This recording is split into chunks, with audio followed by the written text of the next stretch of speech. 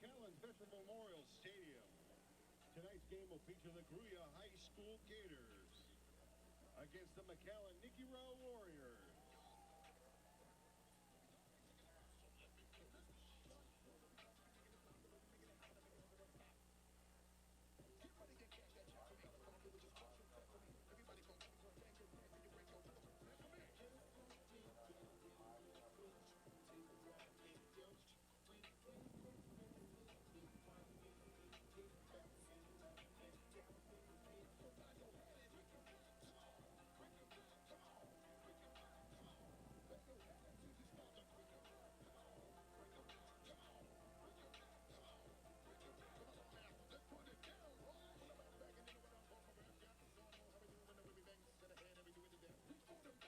This game is being conducted according to the rules and regulations of the United Interscholastic League.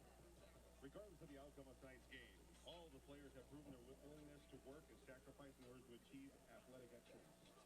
We ask that as a spectator, you consider the time and effort each of these teams, coaches, and athletes have put forward. Cheer these young athletes, applaud them, but do not. On behalf of McAllen ISD and our Board of Trustees, welcome to McAllen Veterans Memorial Stadium. McAllen ISD is rooted in a long legacy of excellence. Our success is driven by our world-class staff and our outstanding student body. We hope that you enjoy the competition, and we wish all those participating the best of luck. Good evening and welcome to the Sideline Show. It's brought to you by BridgeNet Communications. We're all set to get started right after this.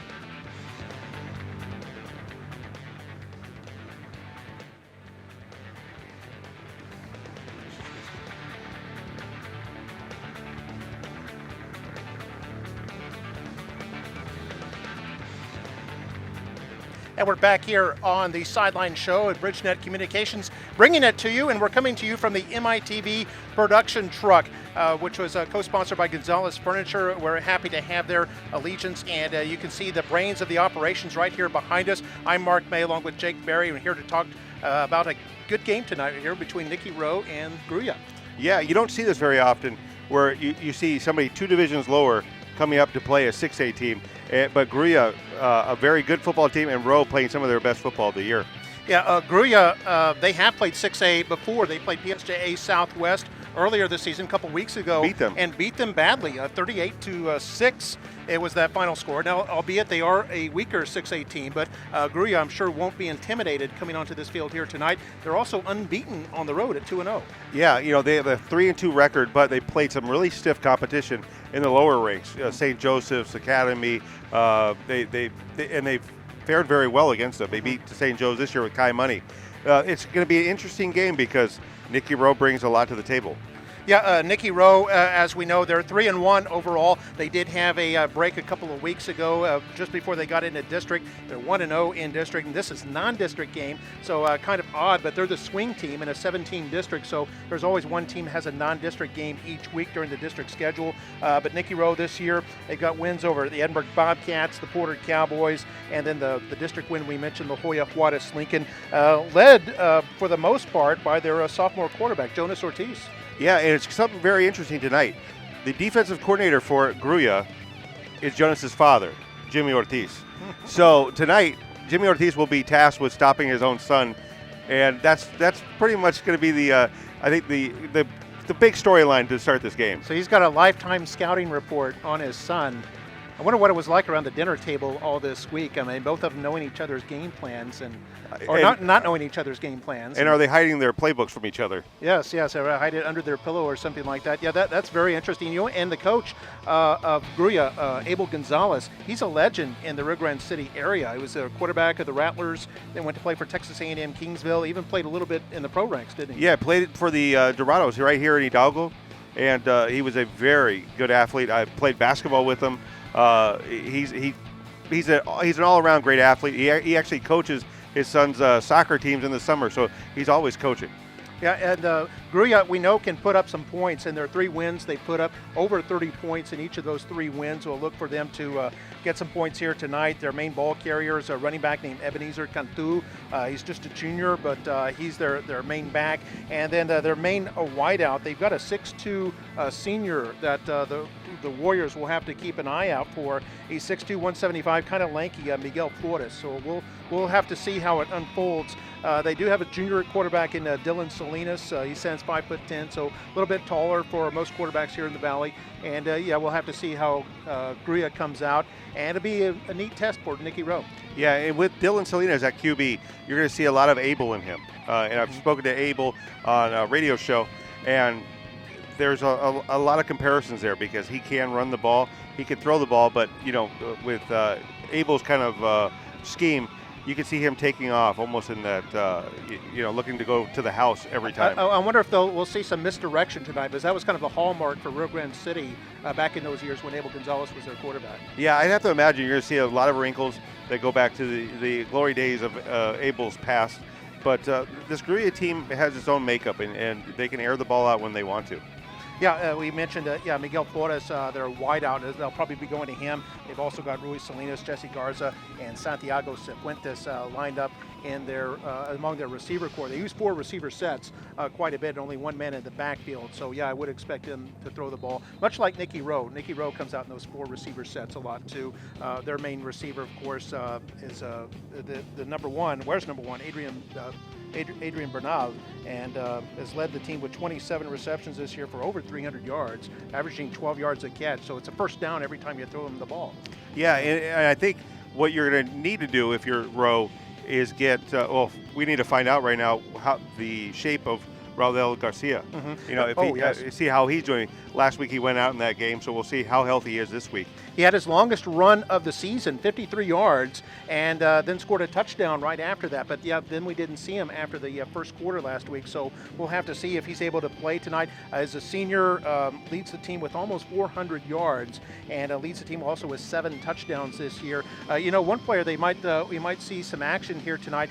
We've seen the other running back, a sophomore, Alex Anzaldúa, get some carries. Also, Angel Rodriguez has gotten carries, and then Noe Ramirez, who's a defensive back, has been a ball hawk around the goal line. He's got 5 touchdowns, so we'll see him when they get in close to their red zone. Yeah, and we'll have some more when we come back from the break, but right now some great insight, but we're going to talk about the defensive side of the ball when we come back from the break. All right.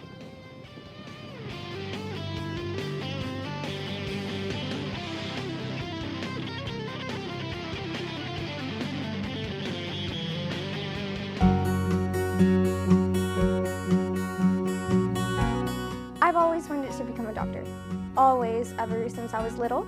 I grew up around the medical field because of my mother, who is a health professional. She's a nurse. So that was my interest. I was always in hospitals, in nursing homes, everywhere, ever since I was 5 years old. So that's really what got me started or interested.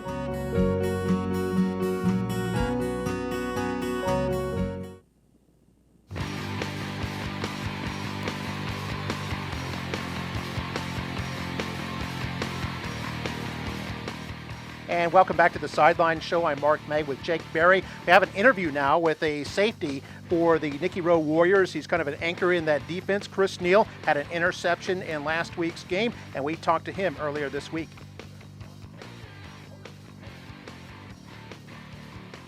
We've been going over like some of the plays they might be running, the different formations they go over, like getting all of the D-line ready, different things that they gotta run, and our secondary, the way we have to like back up and just check out for any different kinds of runs. And for the passes, we just gotta stay sound in coverage. I mean, a personal goal for me is to get an interception. That's I think for every game. Besides that, just gotta stay sound in coverage, make sure that they don't make any big plays, and just stop every ball in the air. We're all sticking together, just always playing, keeping each other up, making sure that we're not slacking off, and just being able to play to our best of our abilities. Yeah, the Nikki Rowe defense in good hands with the senior Chris Neal, and they've got several good faces on Nikki Rowe's defense. I was especially impressed with the play of defensive tackle Isaac Mata last week. He was the one that got that punt block, in the game. That Rowe wasn't able to score on that possession, but he did get a punt block. You don't see that very often. That was some good hustle. Yeah, I thought in the second half, Rowe played extremely well against Juarez Lincoln last week. It was the special teams that kind of let them down, but I think giving Rowe a week to get that straight before this game, I think they're in a good position coming in because their defense is playing well. If all they have to do is shore up that special teams, and this could be not an easy win, but a convincing win. Yeah, and I think they need to have a convincing win to boost their confidence because it is a 4A team. Rowe's a 6A team. Rowe's playing at home. You would expect them to be the favorite going into this game, and they know that. They had a 3-point win against Juarez Lincoln, which was a playoff team last year, and I think they would look for a similar result here tonight. Probably a high-scoring game as both of these teams can light it up.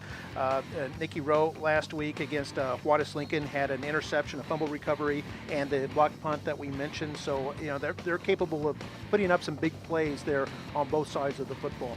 Yeah, and Rowe has won the last 2 games that they played here at McAllen's Veterans Memorial Stadium. So they're very comfortable playing here. So it serves them well being here. Yeah, should be exciting. Well, we're going to wrap things up in just a moment. You're watching the Sideline Show brought to you by BridgeNet Communications. We'll be back right after this.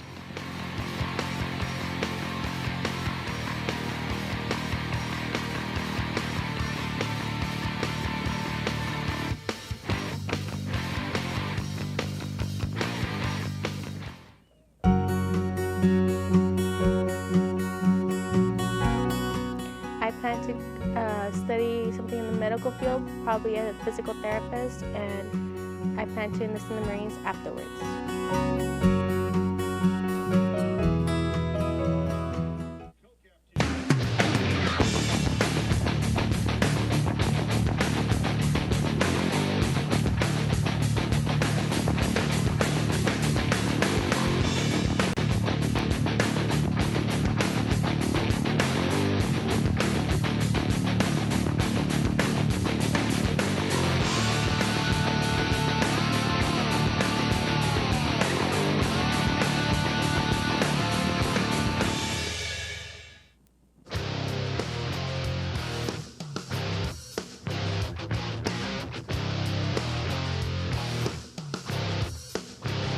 And back here on the Sideline Show, I'm Mark May, along with my colleague Jake Berry.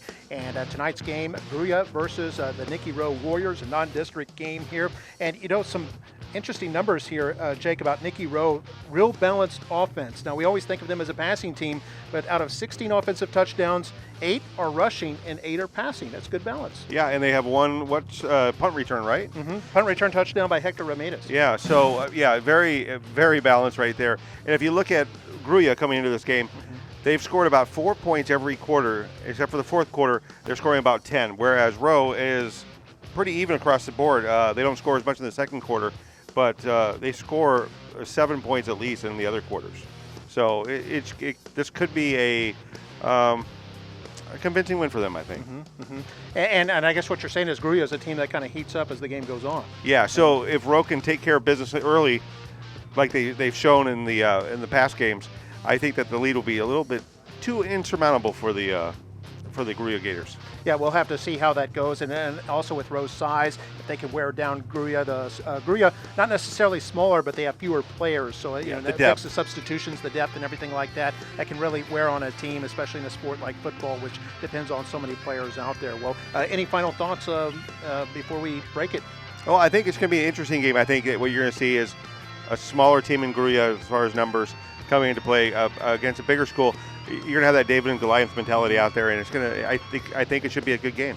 All right, yeah, it should be a good one. And, of course, we're going to have full coverage on McAllenisd.org. You'll be able to see the game live as it's a Thursday night. UIL restrictions don't come into play. It'll be myself and Mario Reyna calling the game. And then, Jake, you'll be there on the postgame show, right? Yes, and then we'll be back at it tomorrow as well. Yeah, tomorrow's game, which will be the Mission Eagles and the Memorial Mustangs. So you want to tune in for that as well. But that'll do it for this edition of the Sideline Show. Hope you enjoyed it. It's brought to you by BridgeNet Communications. And enjoy the game.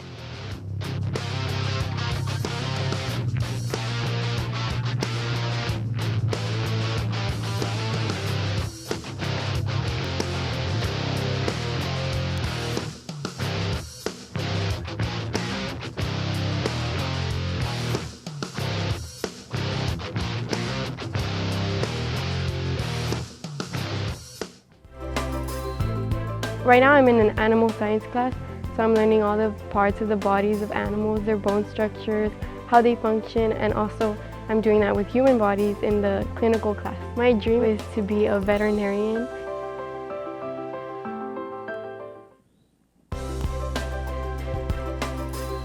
My dream after high school is follow sports medicine. I dream to study kinesiology and hopefully become a physical therapist one day.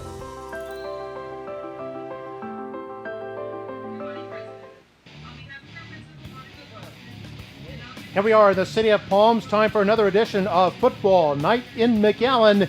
Tonight it's the Grulla Gators and the Nikki Rowe Warriors. Non-district action as both of these teams looking to heat things up before they head back to district. It's coming your way next, right here on Football Night in McAllen.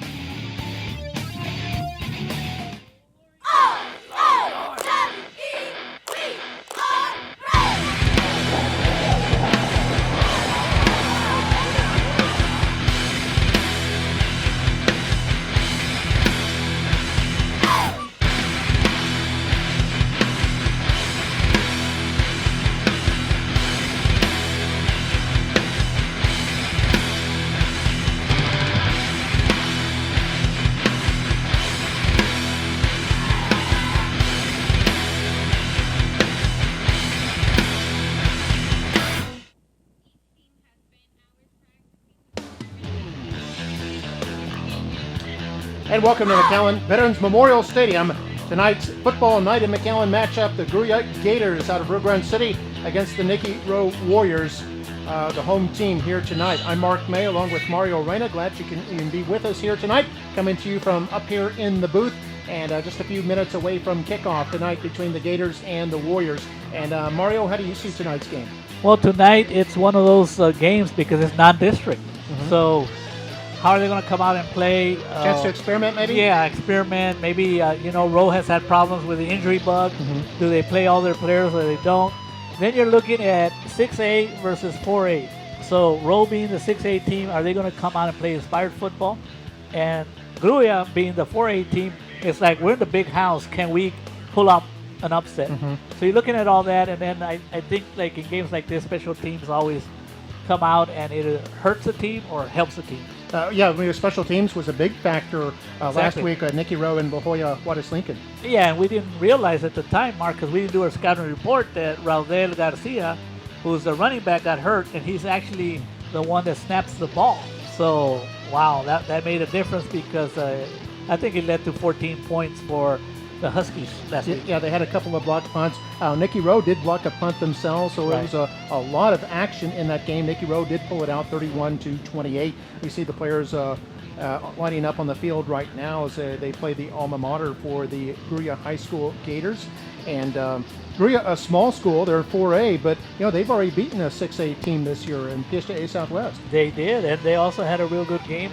We know that the St. Joseph Academy, they play good football, so they have been in the playoffs for the last 3 years under Coach Gonzalez, and they have gone as far as winning 2 by-district titles. So it is a small school district. Of course, we always think of Rio Grande City as a small city, but they do have Rio Grande City that competes in 5A, and we also have Grulla, the Gators, that compete in 4A. Yeah, and you mentioned Coach Gonzalez, Abel Gonzalez. He was a legend there in his high school days at Rio Grande City High School, wasn't he? He certainly was quite the football player, and I think where everybody remembers him is the lightning speed that he had when he would go and compete against anybody in the state, I believe in the 100-meter dash. Yeah, and he later went on to play college football at Texas A&I, the old A&I, A&M Kingsville, and then played some arena football. Yeah, I remember him out there in arena football having fun, leading that Rio Grande Valley team that we had here.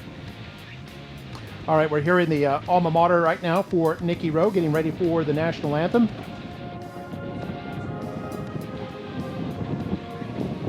And we have our starting lineups here for you in just a moment. They did have the coin toss a moment ago, and Nikki Rowe is going to be receiving. So they'll be starting out on offense, and it'll be their sophomore quarterback, Jonas Ortiz, leading the way. He's been doing pretty well, completing 69% of his passes for 7 touchdown tosses, as we see the Nikki Rowe band.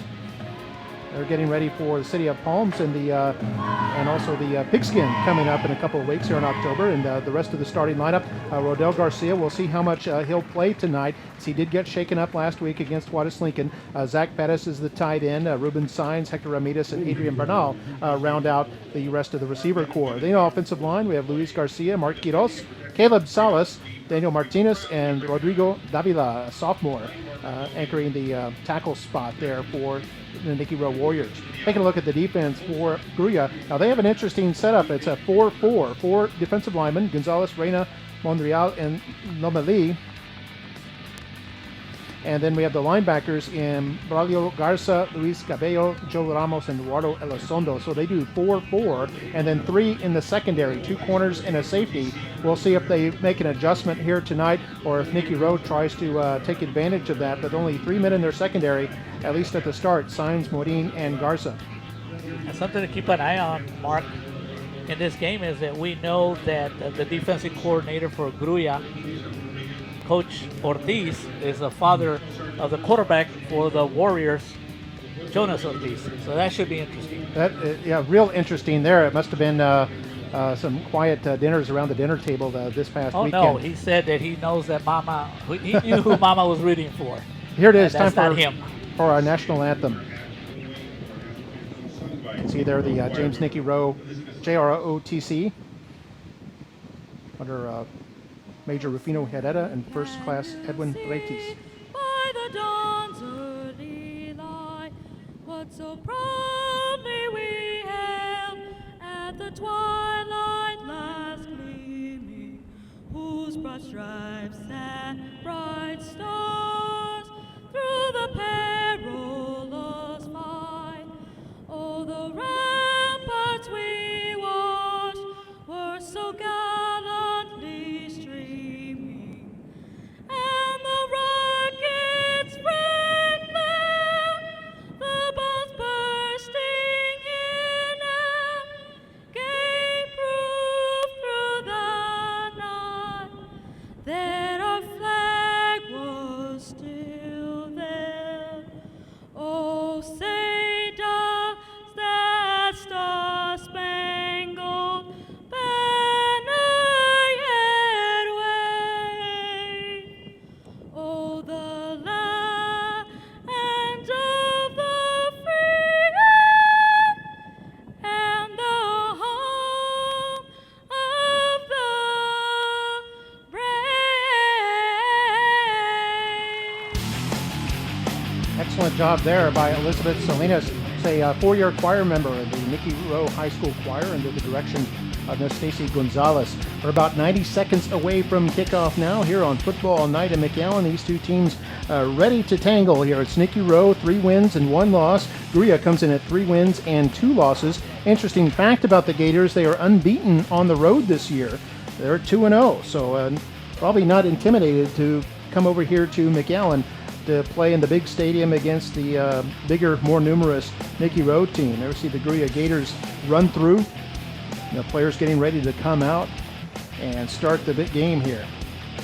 Yeah, the Gators like to play at least 6 non-district games, Mark. That's a lot of non-district games because it's a small district. There's only 5 teams, so yeah, you're not going to have a lot of district games. So you got to get out there and play whoever wants to play you. But they've had some success over there. They did win district last year under Coach Gonzalez. Went 4-0 in district. So that's and last year when they played the Warriors won 28-7. And here come the Grulla Gators wearing their white pants and the white jerseys with the blue numerals, blue undershirts, and the blue letter G on their white helmets. And there we see the Nikki Rowe Warriors getting fired up and ready to come out here. They got their forest green pants and jerseys.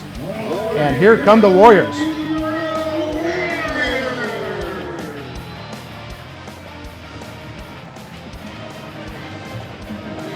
There's what it's like to be part of the Nikki Rowe football team. They come out of that run through. You can hear the fight song going in the background. You've got the Tierras dance team on either side of you. And of course the band getting everyone fired up here at the stadium as they're ready to start the action between the Warriors and the Gators. And Mark, on the coin flip, the Gators won the flip and they decided to defer So they will be kicking off to the Warriors. And we know that the Warriors are coming into this game ranked number 1 in district. And these officials, Mark, Paul Garza, Gordon Capon, Royel Silva, Steven Munoz, and Ivan Carr. And Gordon Capon is one of my friends. He used to live for about 15 years in the Round Rock area. And anytime I had to go to Round Rock and I needed a place to stay, my good buddy Gordon Capon will always help me out. So if he blows a call, Mark, I'll let you criticize him. Okay. Well, they're doing the tomahawk chop here in the stands and playing their tomahawk anthem right now. It's always very stirring and exhilarating to hear the Nikki Rowe band play that. And before games, they often come into the breezeway, which is underneath the home side bleachers, and they'll just play it. And of course, with that echo down there, it just booms all over the stadium, and it really gets everybody's blood pumping and everybody excited for some high school football action. It's absolutely a beautiful scene to watch. Abdiel Gonzalez will be kicking off. Back to receive, we saw 21 Ethan Ruiz back there for the Warriors. Also have a look at number 16, Javier Rivero. And being a non-district game, this might be an opportunity for Coach Flores to give other players an opportunity to play. I don't see Adrian Bernal back there, and he's usually back there. Here's Gonzalez's kickoff, and we're underway here in McAllen. Warriors take it about their 4-yard line, run it up across the 10, a hole at the 20, and then down to about the 24-yard line. And on the return there was Ruiz. And Braulio Garza in on the tackle. Also was an assist, Luis Cabello. So just underway here in the first quarter, and the Warriors will start at their own 24-yard line. So we mentioned the Ortiz at quarterback. And he's alone in the backfield. So they come out with a 5-receiver set. And on first down, Ortiz wants to throw it over to the right. That's Bernal, his leading receiver, catches it, runs for a first down. He's been averaging 12 yards a catch and gets right about 12 on that catch. Fantastic. Nothing fancy. You just want to let your playmaker make some plays. Adrian Bernal with his 28th catch of the year, coming in with 330 yards mark, and he does have 1 touchdown.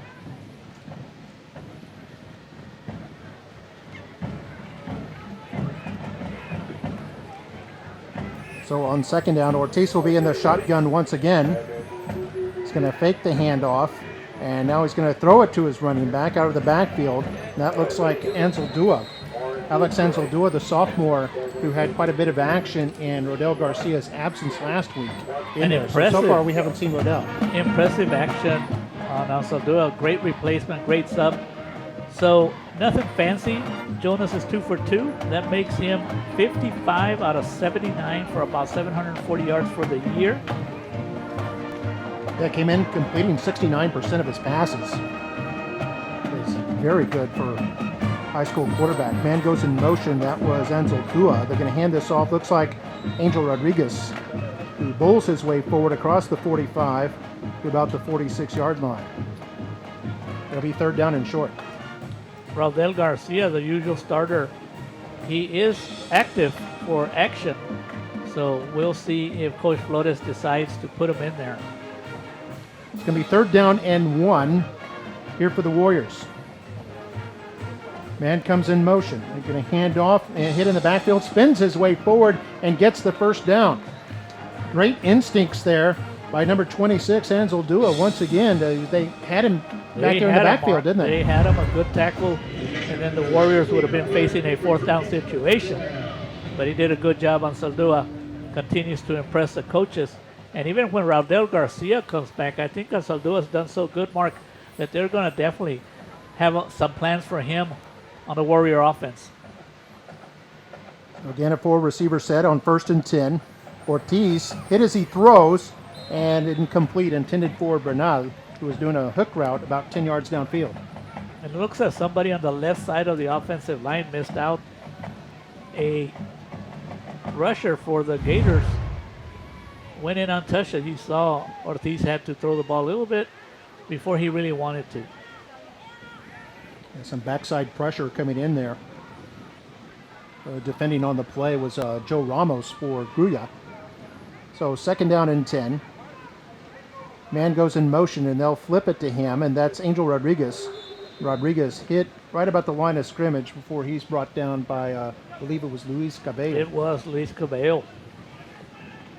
Already called his name a couple of times.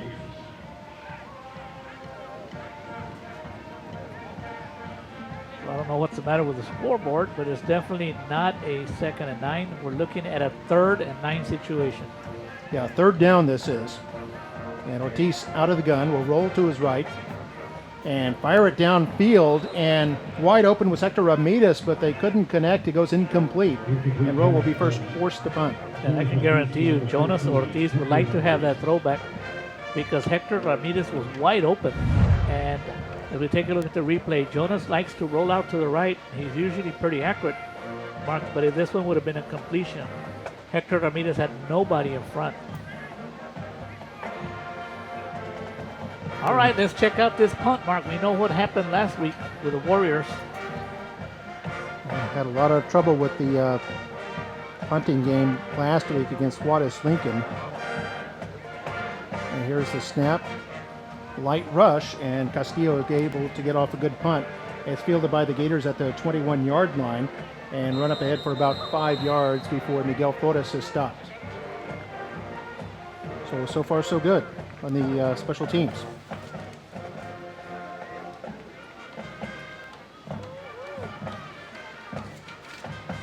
So the Gators will have their first possession at the 27-yard line with 9:01 to play here in the first quarter. No score.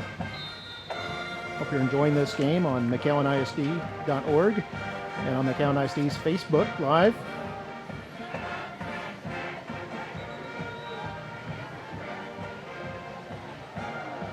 And I think a timeout here called by the Gators. So early on, for their first offensive play, they choose to take a timeout with 9:01 to play here in the first quarter and no score.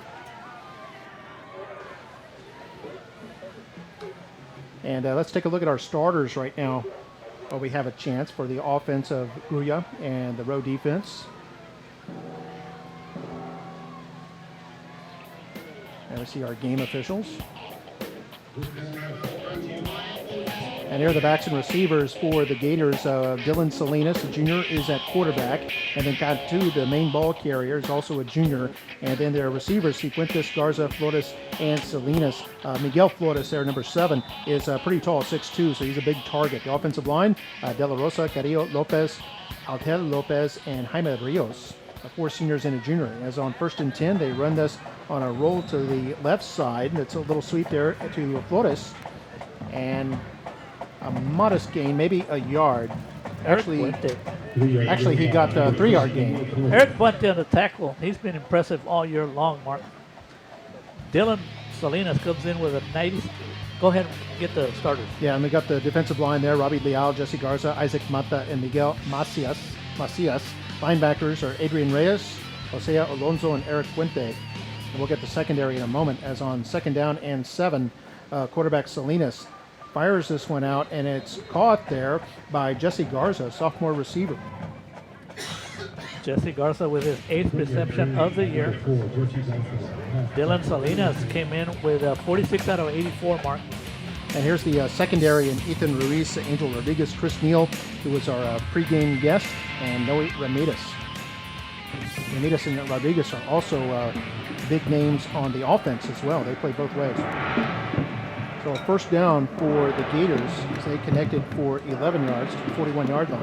They hand this off at the middle, and this is Miguel Flores. He's listed as a wide receiver, but he is using him to run the ball here early on, and they get a 7-yard gain up to the 48.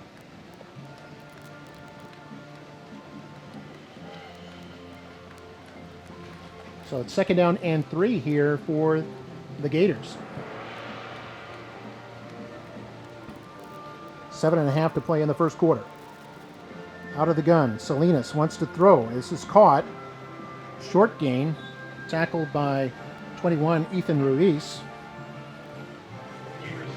And I think on the catch was Santiago Cifuentes. We know the Gators can score, Mark. They come into this game averaging 333 yards per game.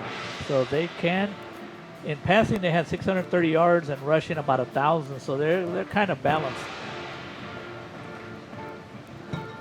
So another first down. They're in Nikki Rowe territory at the 46. Toss left to Flores, and he is hit in the backfield, nailed for a loss back to the Grulla 49. It's a loss of 5 on the play. Excellent job. Once again, one of my favorite defensive players for the Warriors, Eric Puente, came up and made a solo tackle. Yeah, Puente, a senior, stands 5'10", 190 pounds. Showing some good instincts on that last play. So second down and 15 now for the Gators. I'm going to see them come with a trips to the right. One receiver left. One man in the backfield, and that's Flores. And this is a quarterback draw. Good room here for Salinas. It's back into Rowe territory all the way to the 43. Gain of 8 on the play. Nothing fancy, Mark, just a quarterback draw up the middle. And that, with that gain, Mark, it makes it a reasonable 3rd and 7 situation. I think Robbie Leal in there on the tackle along with Adrian Reyes. Now 3rd down and 7 here for the Gators in Rowe territory at the 43. Salinas wants to throw toward the sideline. It's caught for a first down. Picked up 10 yards on the catch there. Ruiz Salinas, a junior receiver. And there's no doubt that Dylan Salinas, not only can he run the ball, he's had 600 yards this year already. But he comes in here with 46 completions, so we know he can throw, Mark, and he has 10 touchdowns. So doing very well. Here's the 8th play of the drive. Another first down for the Gators. Again, trips to the right. They hand this off to Cantu. Big hole up the middle into the secondary. Looks like he's close to another first down at about the Rowe 23. So this Gator team really motoring down the field. They're looking good. They're just mixing it up. Angel Rodriguez, anytime you have your safety coming up and making tackles, that's not good news, Mark. So this Gators a very balanced offense so far. And it's actually going to be a 9-yard gain, so it'll be 2nd down and 1.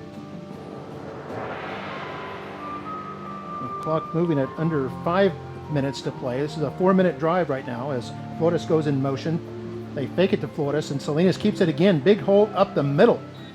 And this quarterback can run the football. Everything is working. You have to remember Dylan Salinas, Mark.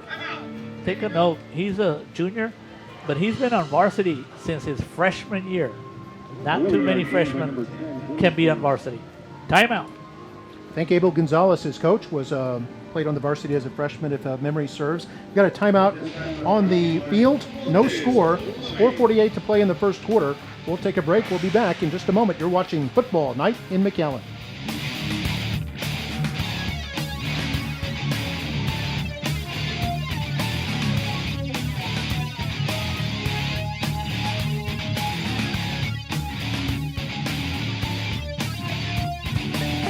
Your child is family.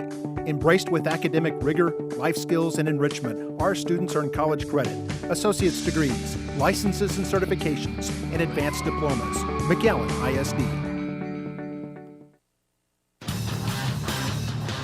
Back here on Football Night in McAllen, Mark May with Mario Reyna. No score yet, but the Gators moving down that field, Mario. They're looking very impressive, Mark. They had that Warrior defense on their heels. They don't know what's coming. 1st and 10 at the Warrior 11-yard line. Handoff Flores. Big hole at the middle. Hit the 5 and down to around the 2, maybe the 1. You know, anytime a coach writes a script, Mark, this is exactly what they hope would happen. 9-yard gain by number 7. I mean, everything is working. Almost every play, they're gaining more than 5 yards. This is a big kid right here, Mark. Miguel Flores. Not only a good wide receiver, but also a good running back. And it's exactly enough for a first down. So 1st and goal from the Warrior 1-yard line. Handoff, Flores, hit in the backfield, and he's going to be stacked up there, and the Warrior defense will hold. Several Warriors getting in there on that tackle. That's really the first time that the defense has a real good play. Actually, a loss on that play. I think Jorge Barrera was one of the defenders in there. Lots also of guys. Chris Neal. Yeah, Chris Neal coming up. We know Chris Neal has been doing well all season. Also a captain on the team. So loss of a yard, so it'll be 2nd and goal from the 2. Be careful with Dylan Salinas on this play. They put a man in motion, and they'll fake it to him, and the quarterback will keep it. One up the middle, and it's a touchdown for the Gators. That's Salinas, the quarterback. 2-yard run, and the Gators draw first blood here, lead 6-0. Very impressive drive, Mark.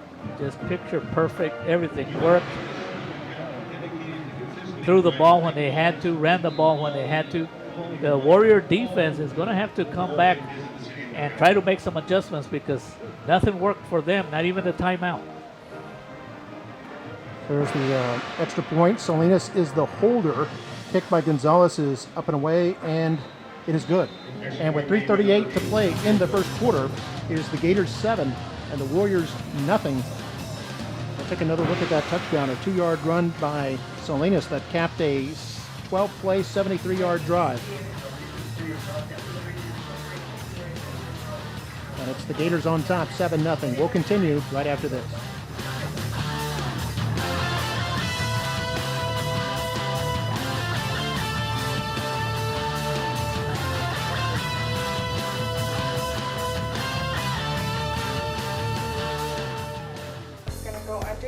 One of the big advantages of having your child come to McAllen School District is they have a registered nurse at each and every campus.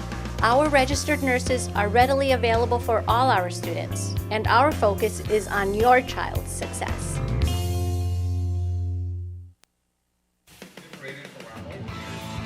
And welcome back to Football Night in McAllen. It's the Gators 7, the Warriors nothing.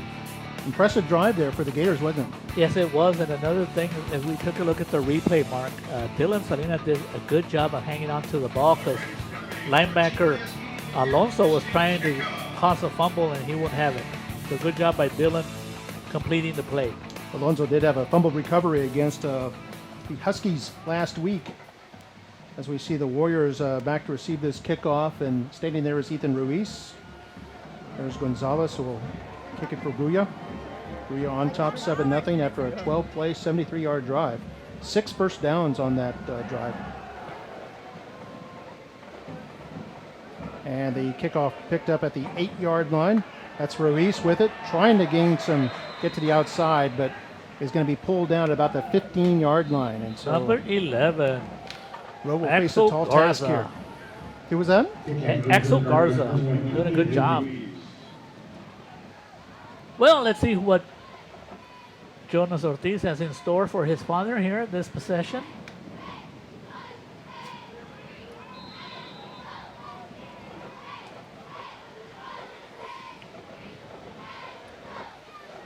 So 1st and 10 for the Warriors.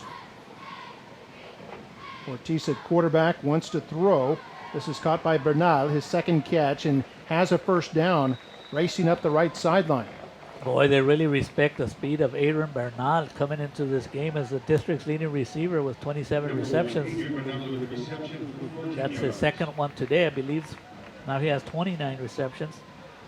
But they are playing deep. They are respecting his speed.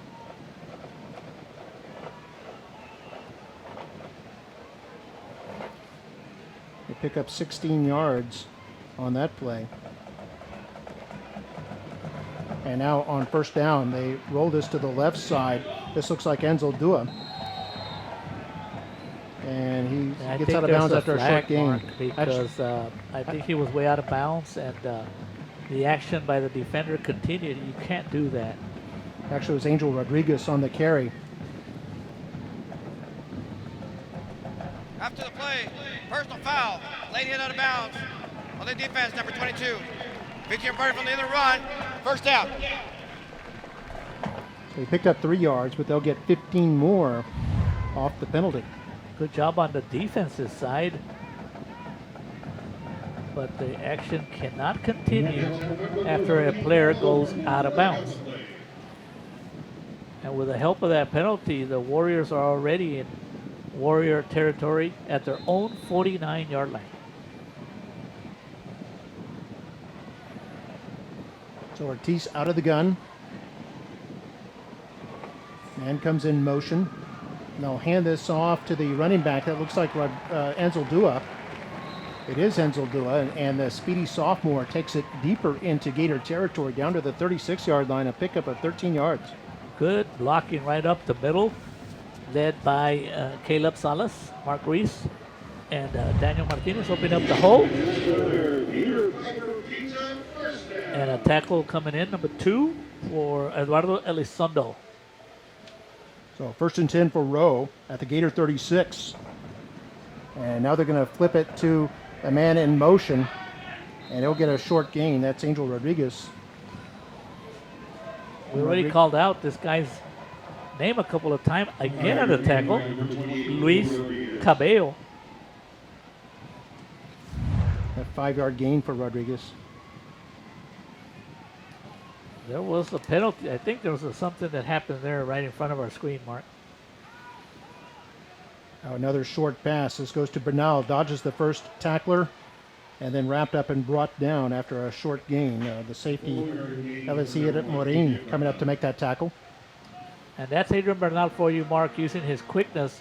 That play should not have gone for any positive yards, but Bernal and his quickness, as we take a look at the replay, right there, he should have been tackled, and he did a good job of getting at least 4 yards on that play.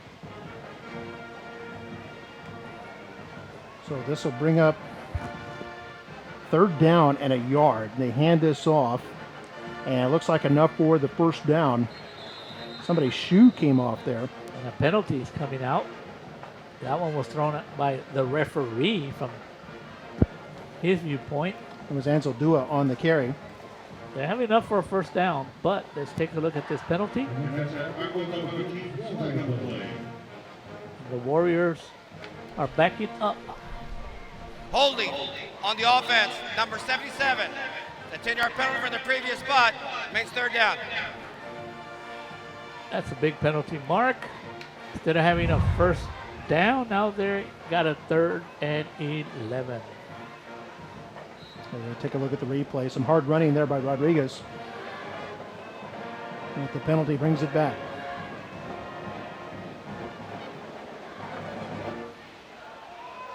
So the Warriors backed up to on the 37-yard line.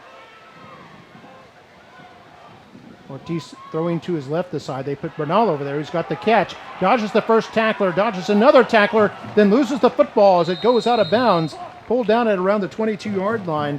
Ball did come out, but it trickles out of bounds. And a good break there for the Warriors. And lucky for Bernal that he was right there. And the ball went out of bounds. But Mark, did you see that first move? We do know that Adrian Bernal is also a basketball player as well. I think he's using his basketball skills with those fakes.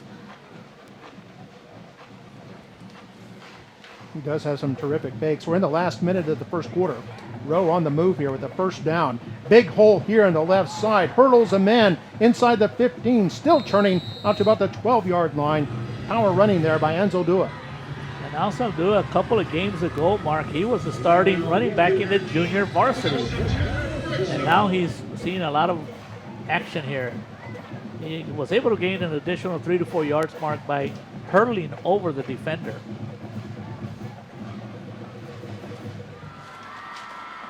Warriors with a gain of 9. 2nd and 1. And around the left side, and it's a touchdown. Untouched to the end zone. Angel Rodriguez runs it in, and for Rodriguez, that is his 2nd touchdown of the season, and the Warriors an extra point away from tying up this football game. The left side of the line doing their job. Led by center Caleb Salas, Daniel Martinez, and Rodrigo Davila. Doing a good job blocking.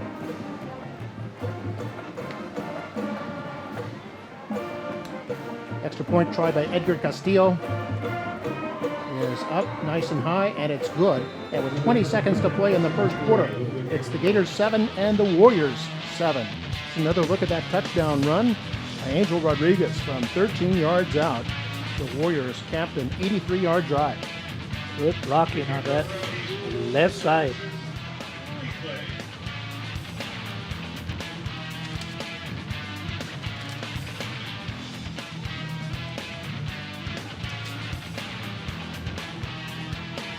Football Night in McAllen will continue in just a moment.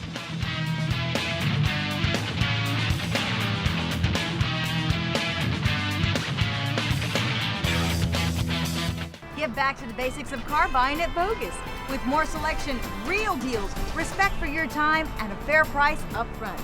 Come see why it's better at Bogus. In Harlingen, in McAllen, and always at BogusFord.com. And back here on Football Night in McAllen, I'm Mark May with Mario Reyna. There we see the tiaras, and you can see the pink pom-poms there. We are in October, the Breast Cancer Awareness Month. You can see some more pink there from the cheerleaders. And we're tied at 7 here in this game. Non-district action, exciting game so far between the Gators and the Warriors. Both teams have scored on the last possessions. So we see Miguel Flores back to receive the kickoff for the Gators. That scoring drive for the Warriors started at their own 17-yard line, went 83 yards in 8 plays, capped by Angel Rodriguez's 13-yard run, and the touchdown. Now here's Castillo to kick off. This is low and short, picked up at about the 13-yard line, run across the 20, now to the 30. This is Ruiz Salinas, and he's hit and goes down at about the 33-yard line. Looked like Castillo, the kicker, and Adrian Reyes getting in there, or rather Ethan Ruiz getting in there on the tackle. Mark. Yeah, Castillo hustled down there, didn't he? Down there, getting a little piece of the action.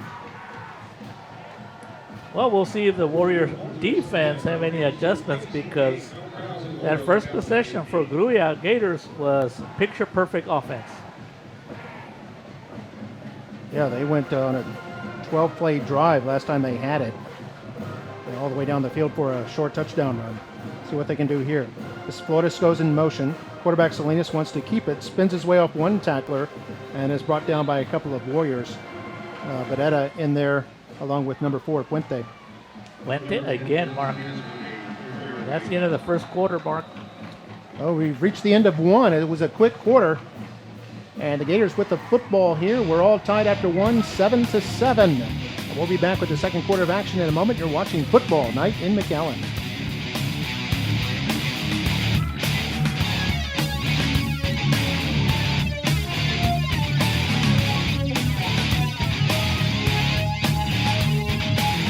At Rio Bank, our goal is to help you grow and prosper with the right financial tools, quality customer service, and banking done with honesty and integrity. Rio Bank, your kind of bank, your kind of banker. Well, we're ready to start the second quarter. A second down and 7, and Salinas wants to throw this. He's not going to get to. The Warriors get in there for the sack. Salinas brought down at the 31-yard line.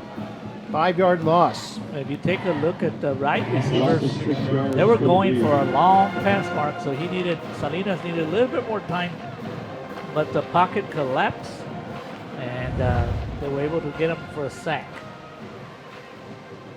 So you got in there Isaac Mata there with the first hit. And looks like 35, Jorge Barrera also helping in there on that sack. So third down and 12 now for the Gators. Warriors rush 3. Salinas rolling to his right. It's going to throw it long. And it's a short pass and maybe picked off. Is that Chris Neal? And I think they're going to say he caught it. It's an interception. Chris Neal with his second pick in as many ball games. Yeah, Neal's a gamer, Mark. You throw the ball in his area, this is what happens. But it almost works like a punt anyway. Uh-oh. What do you think, Mark? Oh, ball may have tapped on that turf a little bit. Well, he really sold it. Yeah, good effort there by Neal, and it looked like a bit of a break there for the Warriors, but it'll go down as an interception in our first turnover of the evening.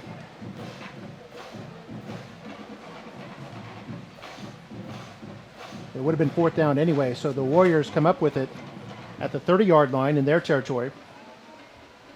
Man in motion, that was Ansel Dua, who may have turned it upfield a bit early. So they fire it out to Bernal on the right side. Bernal's got about 5 receptions here as he runs for an apparent first down here. out near about the 39-yard line. I think it's going to be 2nd and 1. 2nd and 1. One of the favorite plays for the Warriors so far this season is a quick throw to Adrian Bernal. You know, Ortiz doing brilliantly from the pocket, 8 of 10 for 68 yards so far. You see Ramirez in motion, handoff up the middle, big hole here for Anzaldúa, and Anzaldúa is gang tackled near midfield, but not before he runs for a big first down. You know, the future of Anzaldúa, he's already doing well, Mark, but he's a good-looking running back. Look at him look upfield to see where the holes are.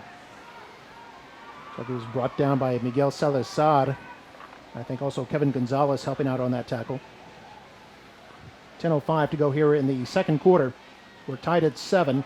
Quick pass over the middle is caught by Bernal, who has maybe another first down at about the 40-yard line in Gator territory. That was a difficult catch, Mark, in traffic.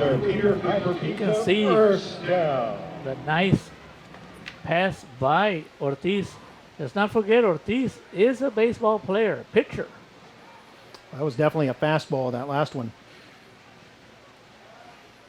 Man goes in motion. That is Anzaldúa, or rather Rodriguez. Going nowhere. And he is going to be tackled for a loss. Good play by Javier Melchior. That play, just scrap it. Mark, we are in baseball season. The Houston Astros played today. Do you have a score for me? I know the Astros were up 5-2.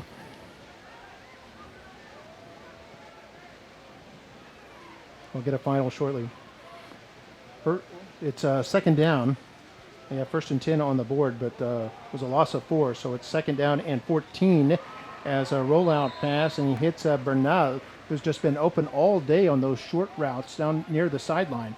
There's a lot of respect for Bernal. They don't want him to go deep, so you can bet that Coach Tarantola, offensive coordinator, is going to take those short passes, and the weather's pretty nice, Mark. 83 degrees, the wind's out of the southeast, 12 miles per hour. And it's a little bit cloudy. 3rd down now as they hand this off to Anzaldúa. Anzaldúa's hit, and he's going to be short of the first down. Was hit initially by Luis Cabello.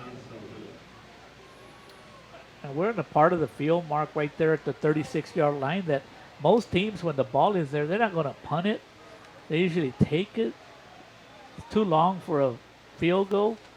So most coaches will go for it in this area of the field, being 4th and 6. And the Warriors might have to call a timeout, Mark, because play clock was winding down, and they do call a timeout. That's their 2nd timeout of the night.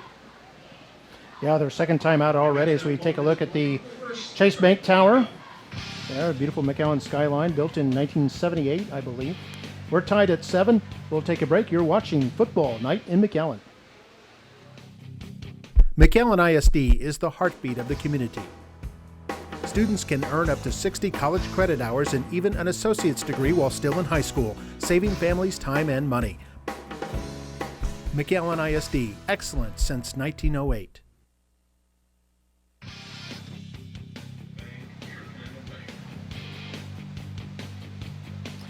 Yeah, looking at the police department radio tower from just a couple of blocks away from the stadium. Okay, so for the police, they're always on duty, aren't they? They sure are. They do an excellent job, both the City of McAllen Police Department and our very own McAllen ISD Police Department, led by Chief Esquivel. Gotta try to do everything, Mark, in case I get a ticket that they might give me a break or something. I doubt it. Well, here the Warriors going for it on 4th and 6. Going to throw this over the middle, the right side. It's caught by Bernal at the 10. It goes in. Touchdown. Warriors strike on 4th down for a 36-yard pass to Adrian Bernal.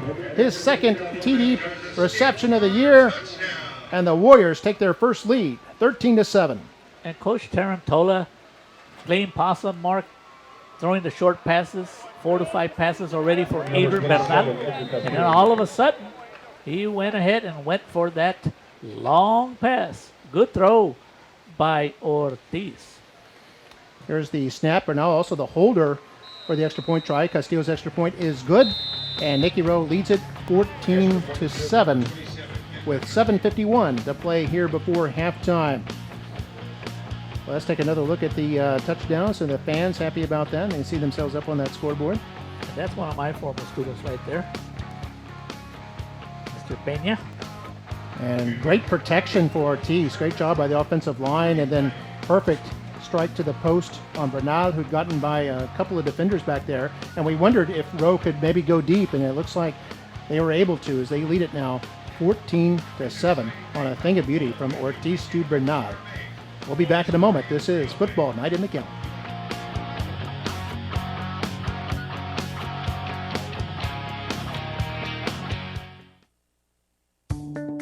Your child is family. Embraced with academic rigor, life skills, and enrichment, our students earn college credit, associate's degrees, licenses and certifications, and advanced diplomas. McAllen ISD.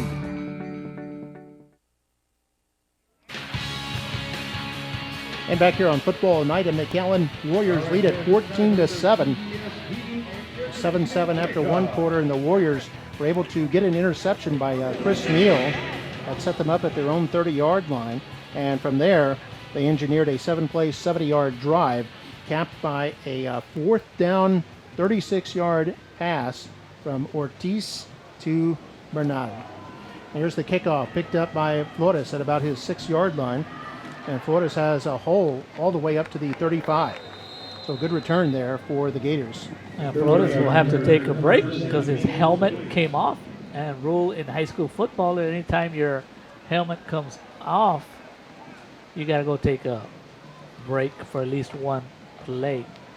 Mark, and that turnover, interception by Neal, anytime you turn it in 2 points, that's when you make a turnover count.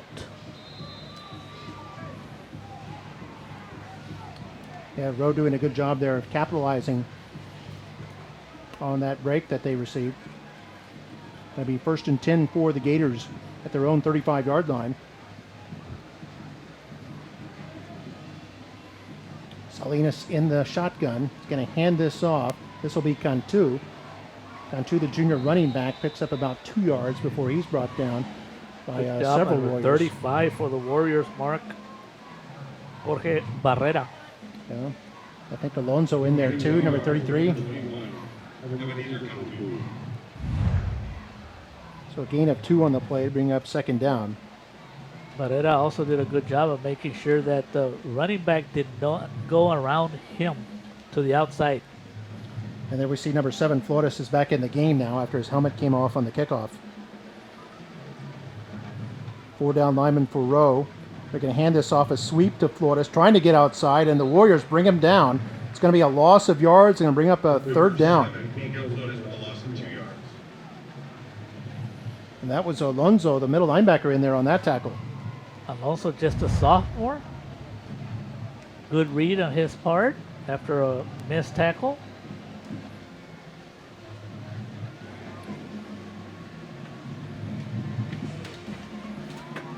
The Gators 1 for 2 on 3rd down.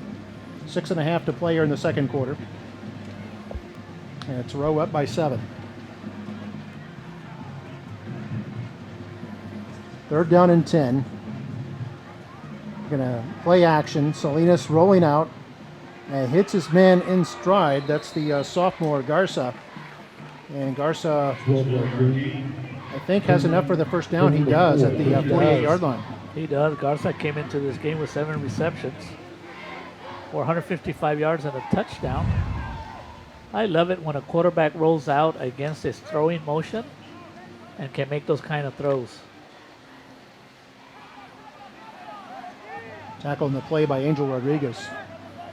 12 yards on 3rd and 10, and the Gators keep the possession alive here. So they're going to hand this off to Flores, hit in the backfield once again. And the Warriors seem to have adjusted to that issue.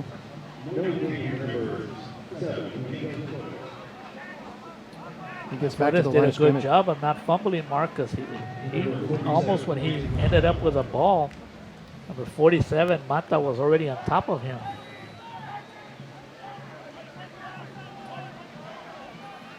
They're a second down and 10. And Salinas wants to throw, has time. Now being forced to run. Running around that back pocket. Still wants to throw it. He finally does throw it, and it's incomplete. Great defensive play there by Nikki Rowe, number 24, Jean Salinas. That play did not work, but Mark, you look at the athletic ability of Dylan Salinas as he scrambled for at least 5-6 seconds and made the throw, and almost was a completion if it wasn't for the nice hit. Never had control of the ball. It's intended for Salinas. And I think Salinas would have come down with it if not for the hit.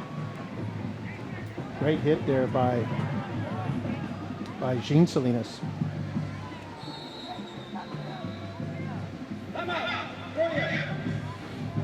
Grulla calls their second timeout with 5:08 to play here in the second quarter. We want to talk things over, facing a third down and 10. Our score is Nikki Rowe 14, the Gators 7. We'll take a break. You're watching Football Night in McAllen. We'll continue in just a moment.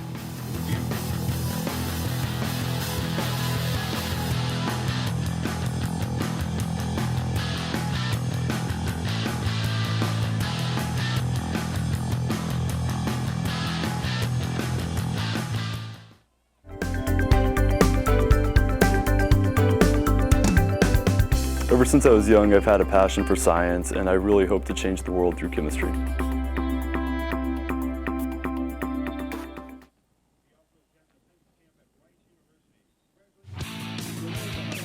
And back here on Football Night in McAllen, coming to you from McAllen Veterans Memorial Stadium. Tonight, the Grulla Gators against the Nikki Rowe Warriors. And Mario, do you know if by chance, I don't recall Grulla ever playing here in McAllen I don't before. think so. That's something I think they're making the first time they ever play here. So I'm sure I was talking to the coaches who were excited about being in this facility. I'm sure they like the big scoreboard too. As a snap to Salinas on third down and 10, his quarterback draw.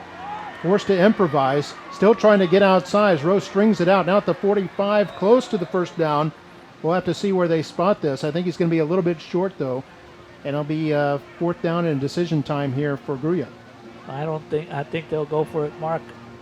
But boy, this Dylan Salinas is a very good athlete, Mark. Turning nothing into something. That's a mark of a good quarterback. Makes it a doable 4th and 1. They might even measure. As you take a look at Coach Abel Gonzalez, and now on this side that looks like Coach Mike Mendoza, who was a track star and a football player at Nikki Rowe High School. It's always good when you keep your own kids, Mark, homegrown, and now they're coaching. Yeah, there we see both sidelines there as we've got a timeout. This is not sure whose timeout this is. They have both teams with one timeout remaining. Both teams have taken 2 already. Might be Grulla's timeout because they are facing a 4th and 1.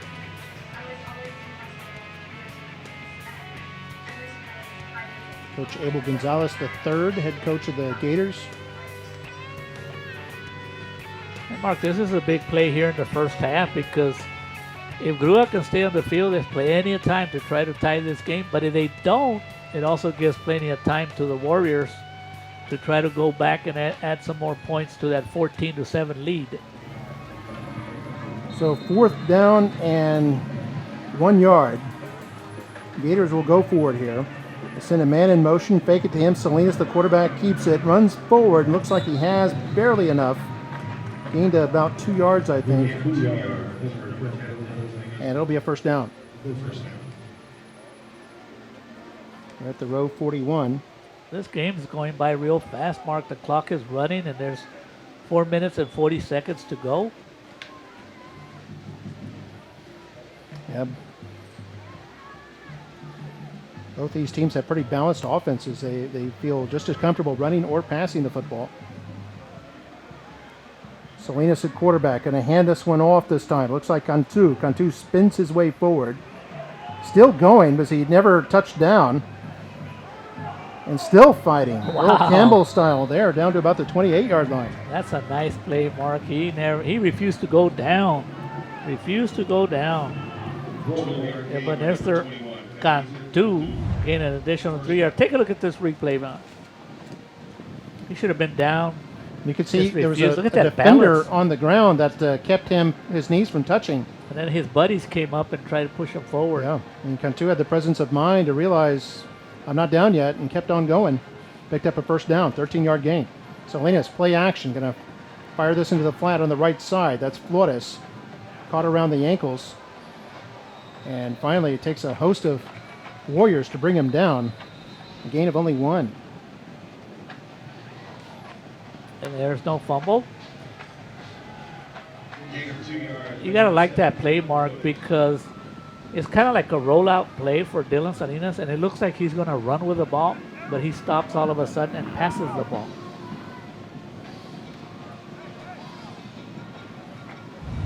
Take a look at this, Mark. Okay, the play had already developed. Who was hanging on to the Ethan ankles? Ruiz, who had him initially and then got him again. And he got some help come in. Was that a fumble, Mark? Looks like the ball, actually kind of came out there at the end as well. Maybe they had already blown the play. Play set. The play clock, 25 seconds. It'll start on my signal. Replay Thank here, you. Mark. Here we go. Let's take a look here.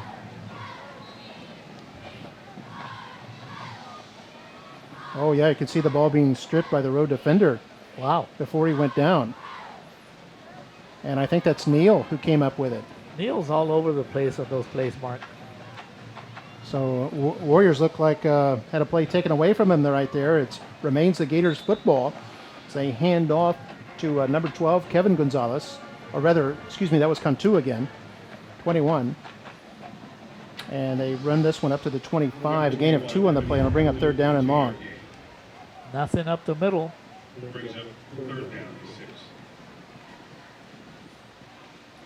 So it's a 3rd and 6, and because they've had a lot of success running and passing, who knows what they'll do. Jesse Garza on that last tackle. Salinas wanting to throw on 3rd down. This is caught near the 1st down marker. And it looks like it's enough to move the chains. It's Cifuentes with his 2nd catch. The Gators, with the ability to throw the ball on that quick pass by Salinas for a 7-yard gain to Santiago Cifuentes. Anytime you can get first downs, Mark, through the passing game, that's a mark of a good offensive team.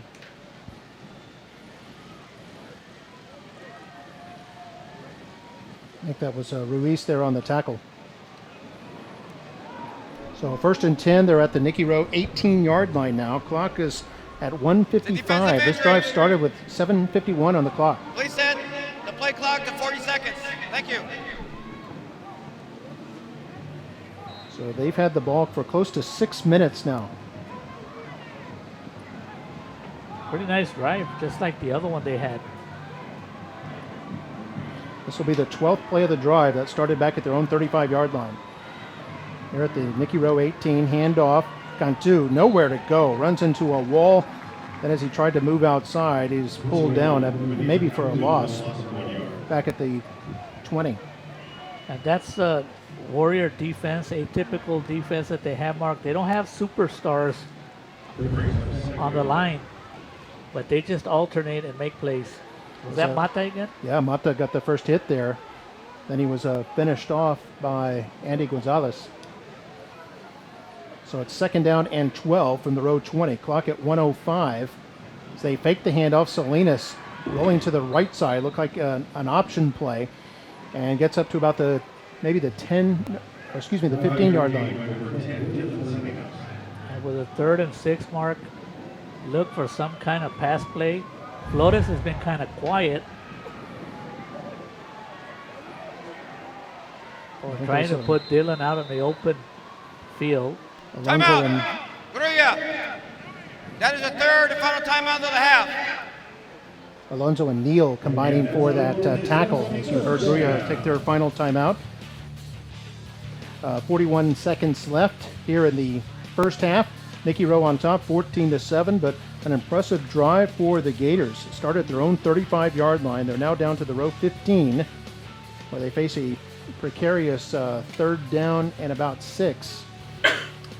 And this drive now over 7 minutes old. 7 minutes and 10 seconds they've had control of the football.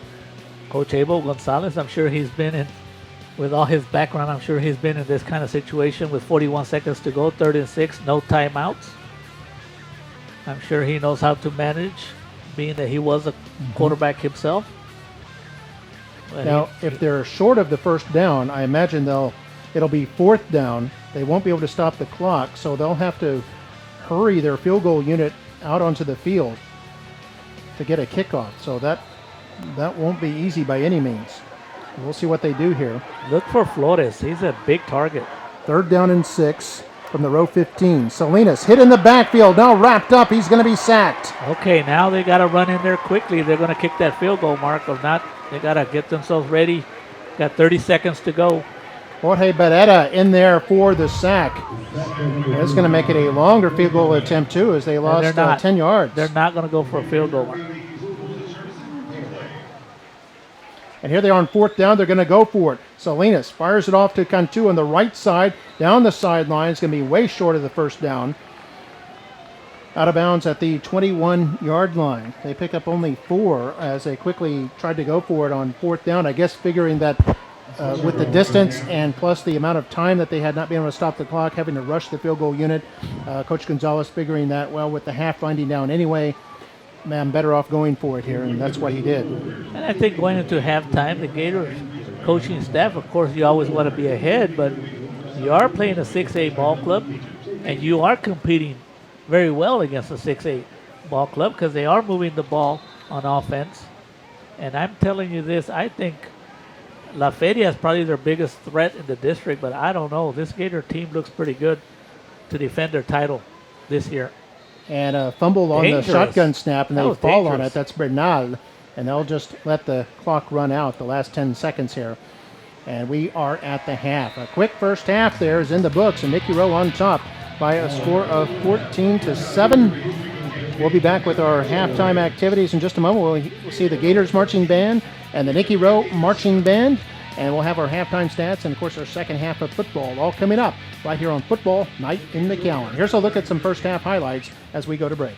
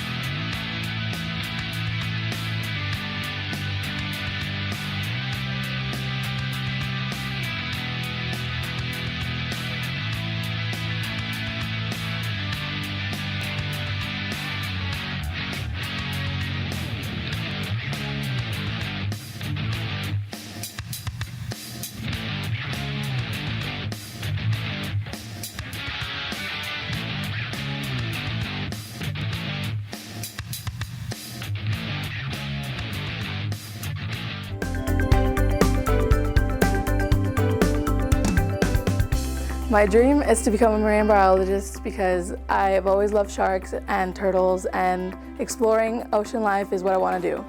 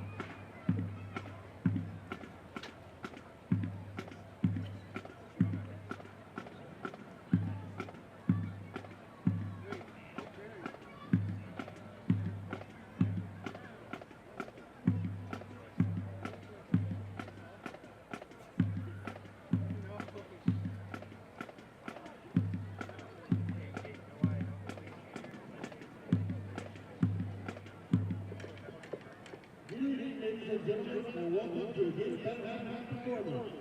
The band will be presenting the UAL show titled Lightning in a Bottle, which is inspired by the life and invention of Nikki Tesla. Drumming beats for the mighty Gator Band are Mari Flores, daughter of Mr. and Mrs. Tony Flores, and Roselli Grulla, daughter of Mr. and Mrs. Rowe. Federal captains are Giselle Daniel, co-captains Karina Nani, and Lieutenant is Vanessa Solis. On behalf of the Gator Band staff, we would like to congratulate our high school band students for advancing to UAL State Marching Contest 2012, 2014, 2016.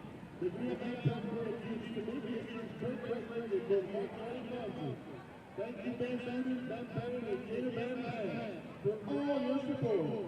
And now, let's get to let's enjoy the Grulla Gator Marching Band!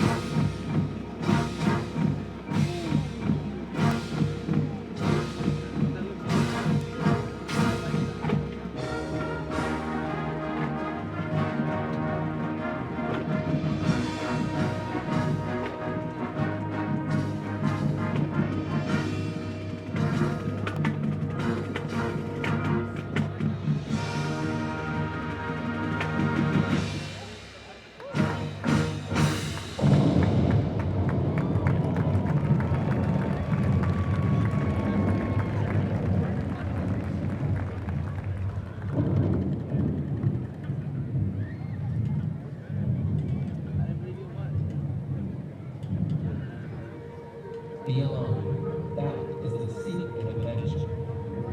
Be alone. That is when ideas are born.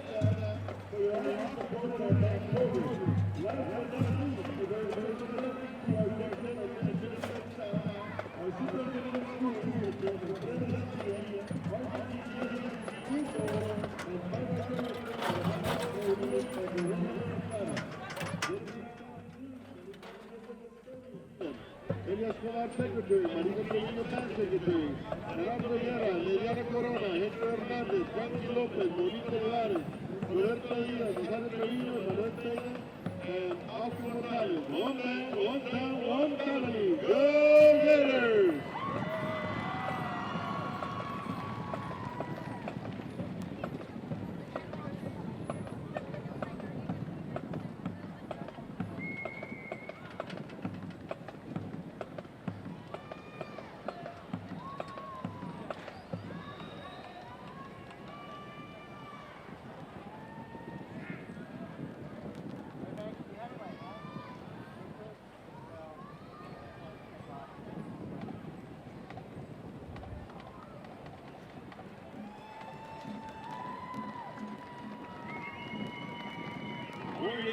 Get up and get loud. Making their way to the field right now. The James Grove School.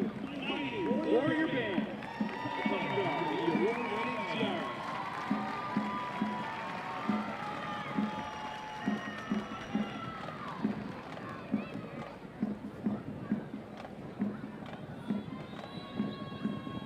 Warrior Band team with an opening number from Broadway.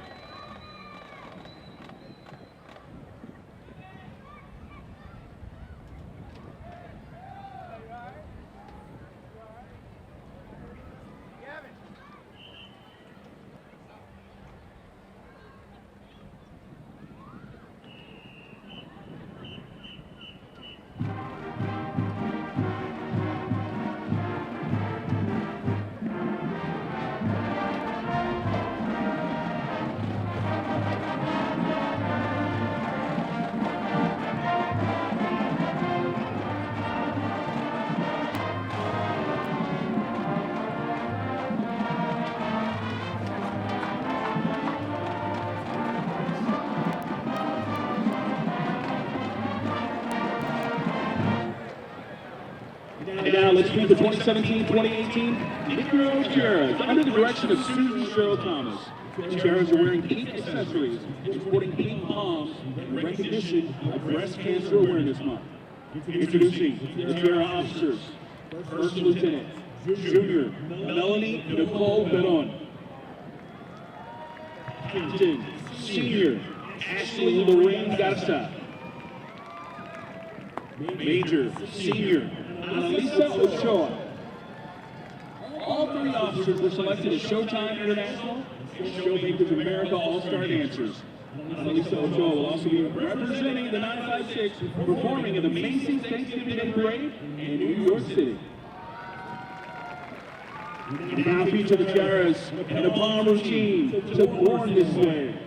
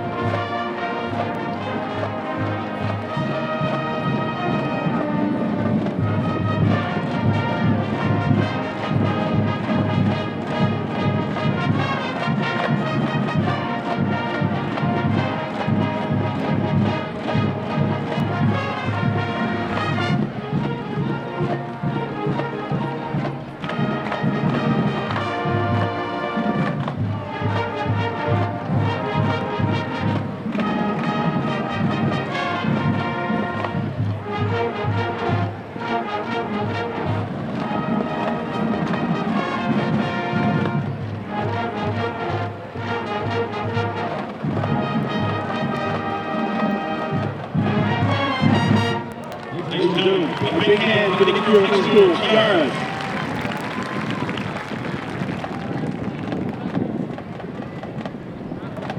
Mighty Warrior Band will now present all of their pigskin show, featuring the music from Bent. Warrior Band is under the field direction of head drum major Angela Azola, and drum majors Cassandra Villarreal and David Campos.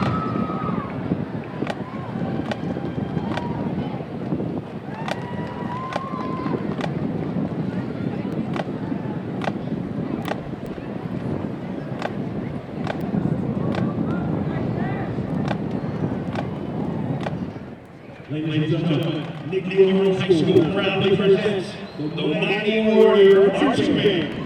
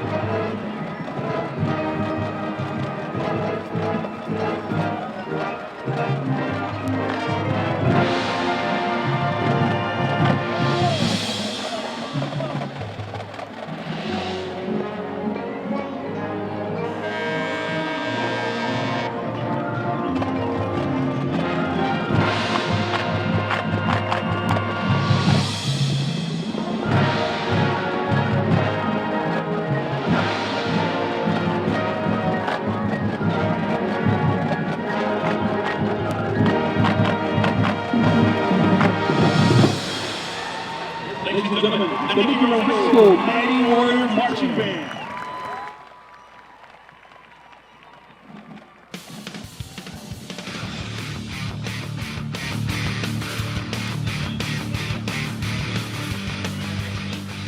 There's a full moon out tonight, hovering over McAllen Veterans Memorial Stadium here in this October. It's Halloween month, so appropriate that we have a full moon out there with the Nikki Rowe Warriors leading by a score of 14-7 here at the break. The Grulla Gators from Class 4A, they're at the top of your screen. They're in white and they're ready to start this second half. They'll be receiving, and they'll be on offense to start off with. And we'll take a look at the halftime stats here in just a moment as the Nikki Rowe Warriors are getting ready to come out themselves. And boy, a tough luck for Grulla there at the very end of the first half, Mario. They had the ball for 15 plays, took 7 minutes and 41 seconds off the clock, but ended up turning the ball over on downs and getting no points for it. That's got to be difficult. But you got to give credit to the Warrior defense, Mark, as you take a look at the stats. Yeah, the score favors Nikki Rowe. We'll catch up with that in a moment. So we see the Little Warriors coming out onto the field. Those are the Little Warriors that they joined and helped the quarterback club. One young man lost his shoe back there. They've all got their T-shirts, and they're helping out the Rowe quarterback club, and they get to run out onto the field to start the second half. Warriors coming out now as we take a look at the stats. First downs even at 10 apiece. Rushing yards about even. Passing yards were more than 2-1 in favor of the Warriors, so they lead it in total yards. One of the reasons we had a quick first half, only 2 penalties, one on each team, so very clean first half there. One turnover, that was a disputed interception that the Gators threw, and the Warriors' Chris Neal picking that off. And kind of poetic justice, though, as Neal later got a fumble. He sure apparently that was not awarded to the Warriors, so that kind of worked out even. But And Mark, there's no stat there, but I can assure you that I think for time of possession, it looked like the Gators were on the field for a long time. Yeah, they did have some lengthy drives. We mentioned that 8-minute drive there near the end of the second quarter as we take a look at Jesse Garza back to receive the second half kickoff. But they also had on their touchdown drive, that took about 5.5 minutes off the clock. So yeah, I think Grulla definitely has the lead in terms of time of possession. But it's what you do with the football that matters, and that's why the Warriors lead it right now, 14-7. The Warriors, their 2 touchdowns coming on a 13-yard run by Angel Rodriguez, and then they had a 36-yard touchdown pass from Jonas Ortiz to Adrian Bernal. That was on a 4th down play too, 36 yards, thing of beauty. And they lead it 14-7 as Edgar Castillo will kick things off, and we'll start the second half. Caught by Grulla at their own 25-yard line, trying to run this all the way from the left to the right side of the field, and tackled there at about the 23. And on the return there was number 22, Joe Ramos. Boy, he ran a long ways, but didn't get a lot of yards, Mark. Tackle in the play by, I think Mark, is that Jonas Ortiz? Or do you know the distance, Mark, between sidelines to sidelines? Yeah, 53 yards. 53 yards? From sideline to sideline? Wow. How about between the numbers? You're saying about 40? Maybe. Wow.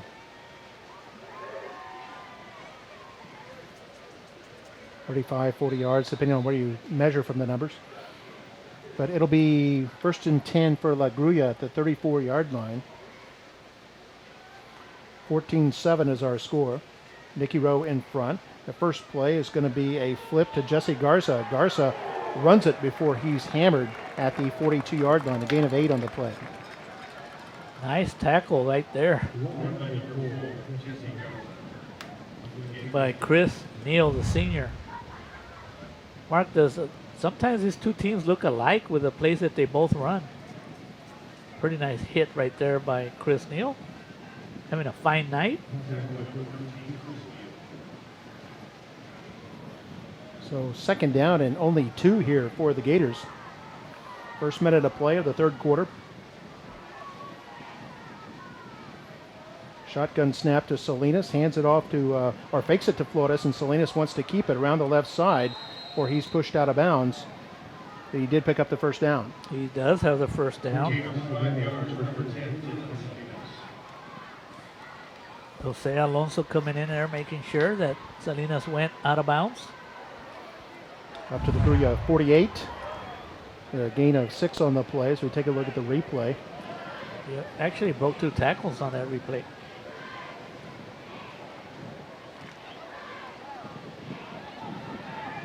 Salinas, a running quarterback, much like his head coach Abel Gonzalez, who is a running quarterback with Rio Grande City back in the 1990s. Handoff here to Flores, going to the right side, is hit right at midfield and then falls forward for a gain of about 3. Big running back, Robbie Leal on a tackle. That'll bring up 2nd down and 7.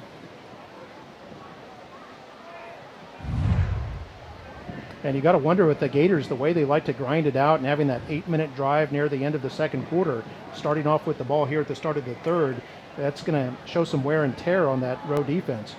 They've been out there a long time. Garza goes in motion. They fake it to him. Salinas, quarterback draw, has room around the white. First down, hit at the 40 and out of bounds at the Rowe 38-yard line. And this play was made by Dylan Salinas' ability to fake. Mark, getting back to what you're saying, also remember the Gators are playing against a 6'8" team, bigger kids. And if you take a look at their sideline, they don't have a lot of players on the sideline.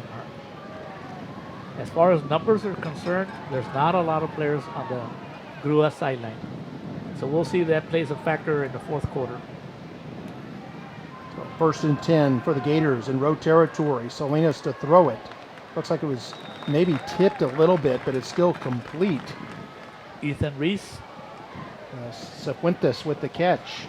A short gain to bring up 2nd down. Pass number 33, Santiago Cifuentes, gain of 3 yards. So Salinas having a good night. He's 8 for 10 for 54 yards. Gained just 2 on that play. And on 2nd down and 8. He's going to hand this off left tackle. And it's Flores, and Flores hit right at the line. Spun off 1 tackle and then was hammered. That was Nikki Rose. I think that was Robbie number 30. Yeah, Robbie Leal. And Mark Flores, he doesn't go down on the first hit. He's a tough guy to bring down. Been already 3 or 4 carries where he's had that. They hit him and he just stays on. He stays up, doesn't go down. Tough kid. Well, the Gators are 3 for 6 on 3rd down. Facing a 3rd and 7 here at the Rowe 35. Salinas in the gun will fake the handoff to Flores. Going to throw this one long. Man is open down there, and it's incomplete. Intended for Salinas. And Salinas had a step on the defender, but unable to bring that in. And sometimes, Mark, the easiest catch are the most difficult ones. I like the way Dylan rolls out to either side. But give credit to Salinas, he did make the adjustment. There's Ruiz defending on the play. So 4th and 7, it looks like they'll go for it here in Nikki Rowe territory. Salinas wants to throw, has time, but no one open, now forced to run, and he's not going to get it. He's going to be way short of the 1st down, and the Gators, for the 2nd straight possession, will turn it over on downs. And on the tackle right there was George Barrera. But we do have a penalty. On the defense, number 1. It's a 10-yard penalty. Automatic first down. A big penalty, Mark. A holding on the defense gives the Gators an automatic first down. Wow, maybe that's why no one was open. Just a 2nd penalty against Nikki Rowe, but a huge one. And you were talking about penalties having no factor.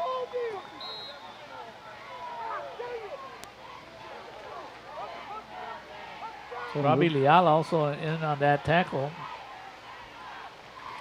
So a 10-yard penalty as Flores runs with it up to about the 22-yard line. Ball may have come out. I heard a whistle. Yeah. Hey, we sounded the same there, Mark. We've been together so long we can finish each other's right. sentences. The M&M boys.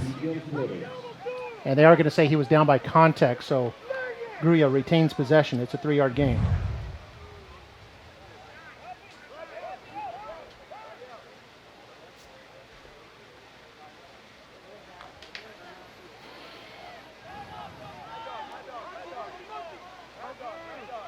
And you see the replay there.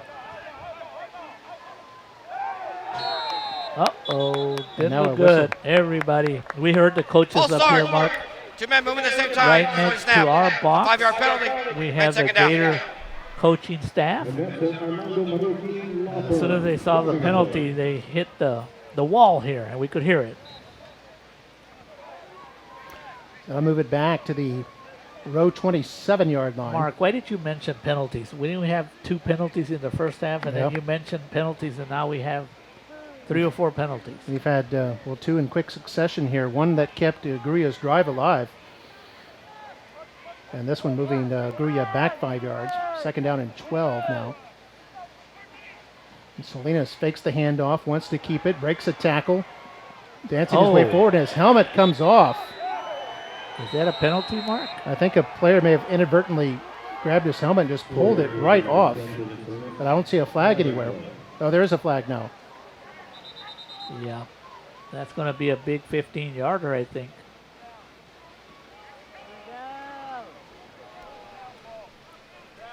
Personal foul, face mask, defense. Half the distance from the end of the run. First down. They're inside the 20, so it becomes half the distance. Then I'll move it. That'll be kind of a 9-yard penalty, but an automatic first down. So we'll take a look at the replay here. We want to congratulate Sebastian Garza. And yeah, it was clearly a face mask. And I believe, if I'm correct me if I'm wrong, Mario, but he doesn't have to come out of the game. That's what I was going to say. He can stay in the game because the penalty costs the helmet to come out. Yeah, if it's deliberately, you deliberately pull somebody's helmet off, they don't have to come out. So 2 big penalties already on the defense is really helping out the Gators. This ball is spotted at the 8-yard line. And Salinas wants to run, is being chased, has some blockers there. He runs it all the way up to about the 5-yard line. Excuse me, they were at the 13, not the 8-yard line, and he ran it up to the 10. Good job on defense by several Warriors. Salinas gained about 4 yards on that play.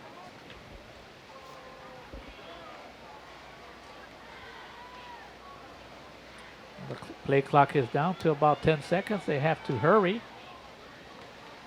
Yeah, 2nd down.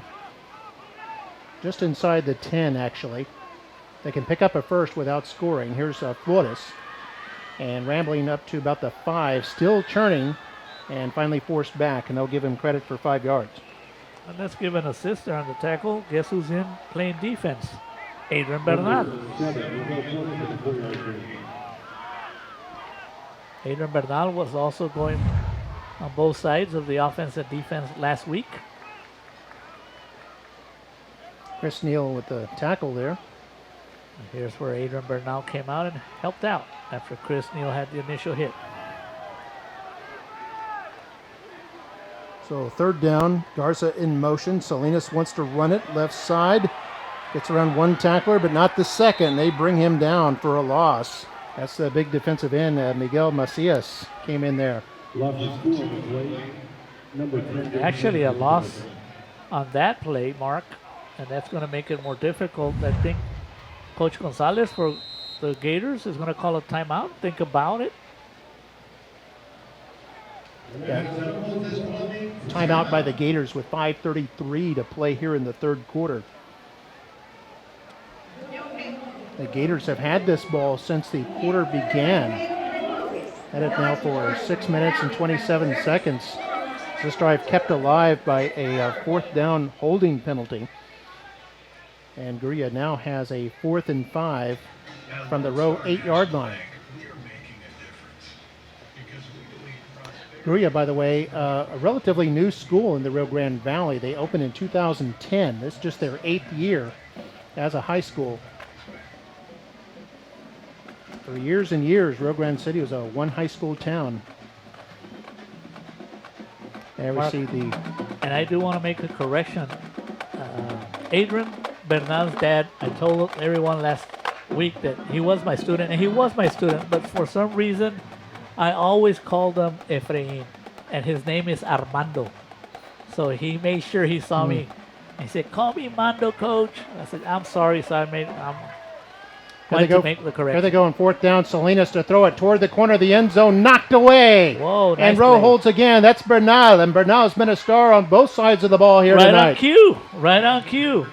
Serendipity there as That's Bernal right. comes up with the big play just as you're talking about his father. And yeah, knocked that ball away. They were going for the short corner near the goal line as Salinas was rolling out. So Efrain Bernal, number 1 on a fine play, Mark. Now I'm going to get a call from Adrian. I'm just messing around with you, Adrian.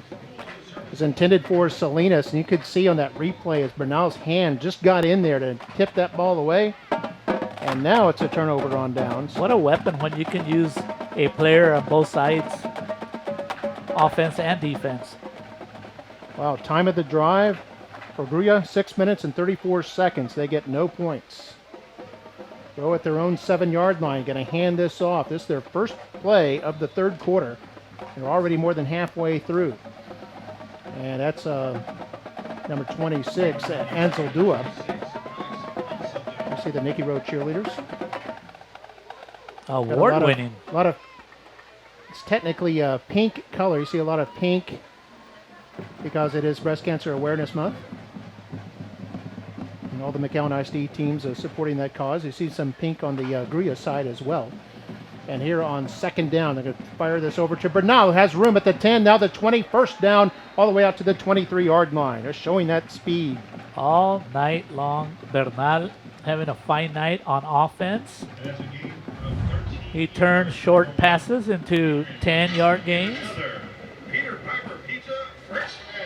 What quickness, Mark. As soon as he gets the ball, he takes off. Oh, 15 yards on that play, and first down. And then a tackle, number 22, Joe Ramos. And here on first down, they're going to run this to the right side. That's a sweep right, a big hole there. The 40 still going. That's Angel Rodriguez. Got the other 40 now at the 30. It's a foot race. He's at the 10, and it's a touchdown. Touchdown for the Nikki Rowe Warriors. Angel Rodriguez with his second run of the evening. This one for 77 yards to the house. Give credit to the left side of the Warrior offensive line, opening up a big hole and letting Rodriguez run. Got a lot of speed.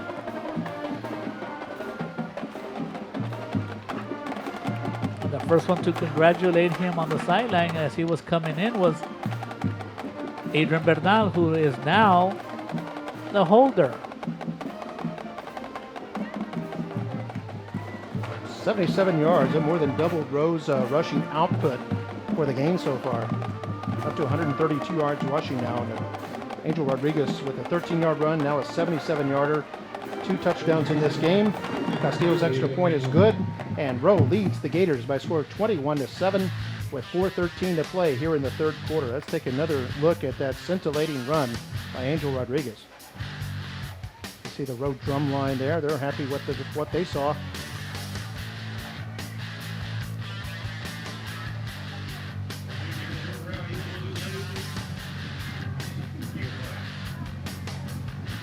I can see just using that speed. He's only a sophomore, but terrific speed there. And all the way in, and it's a touchdown. Rowe's up 21-7. You're watching Football Night in McAllen.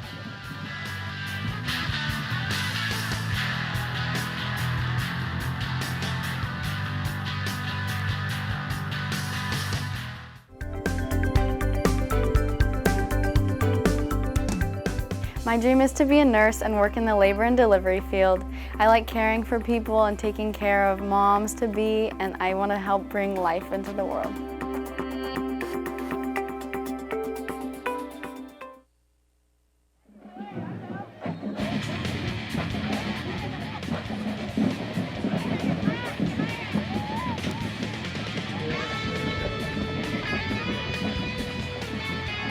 And back here on Football Night at McAllen, the Warriors leading the Gators 21-7. And wow, they talk about time of possession not really mattering. I'll give you some stats on that in just a moment. Here's the kickoff, fielded at the 14. Jesse Garza up to the 20, looking for some blockers now at the 30. Dodges one tackler, hit at the 35, and goes down at the 36-yard line. Well, Mario, the Gators started off with the ball at the second half kickoff. They had it for over 6.5 minutes. Got inside the 10-yard line before they turned it over on downs. The Warriors then go the remaining 93 yards in just 3 plays and took a little over a minute off the clock, minute 13 seconds. Sometimes football is not fair. Angel Rodriguez, the 77-yard run for the touchdown. And here a handoff on first down. So looks like Flores with the carry. It looked like he got, 9.5 yards, Mark? Yeah, he got close to a first down, but going to be 1 yard short.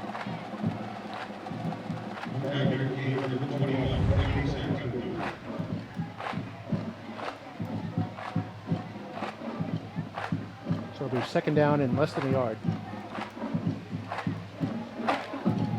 There's the Tiaras. Nikki Rowe dance team. Having a good time here tonight. Is a handoff. This is a first down here. This is Cantu. He goes across midfield into Nikki Rowe territory to the 48, a gain of 7 on the play. Another big 8-yard gain, Mark, on that one. The left side of the Gator offensive line doing a good job. Opening up holes. A couple of pancakes by the offensive linemen. I'm sure they enjoyed that. A tackle by none other than Eric Puente, who's having a fabulous game on defense. Down to 3 minutes left in the third. And Salinas to run this. Good yardage straight up the middle across the 40. He's close to another Gator first down. You know, we know the Gators can move the ball, Mark. The only thing they haven't been able to do is score points. Yeah, they've had 2 drives that turned over on downs inside the road 25-yard line, where they came away with no points. 21-7 our score right now. Nikki Rowe in front. It was the Gators led early 7-0. Warriors have scored 21 unanswered as we see Cantu carry it across the 35 to about the 34. Gain of 6 on the play. That's enough for a Gator first down.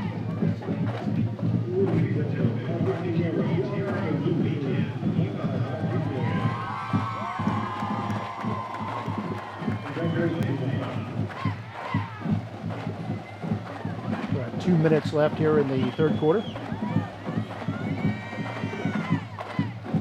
First and 10 for the Gators. Flores in motion. They fake to him, and Salinas is tripped up in the backfield. Great defensive play there by the Warriors.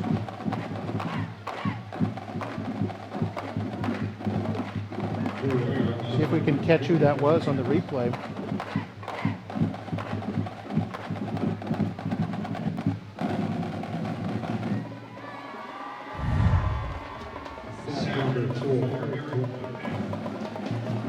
Was it Eric Puente? Oh, Eric Puente. I don't know.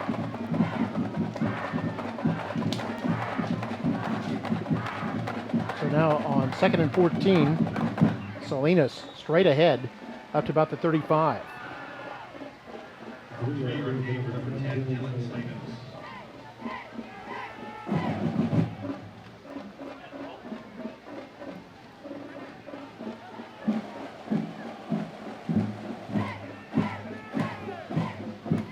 Gators up to 137 yards on the ground now. Last minute of the third quarter.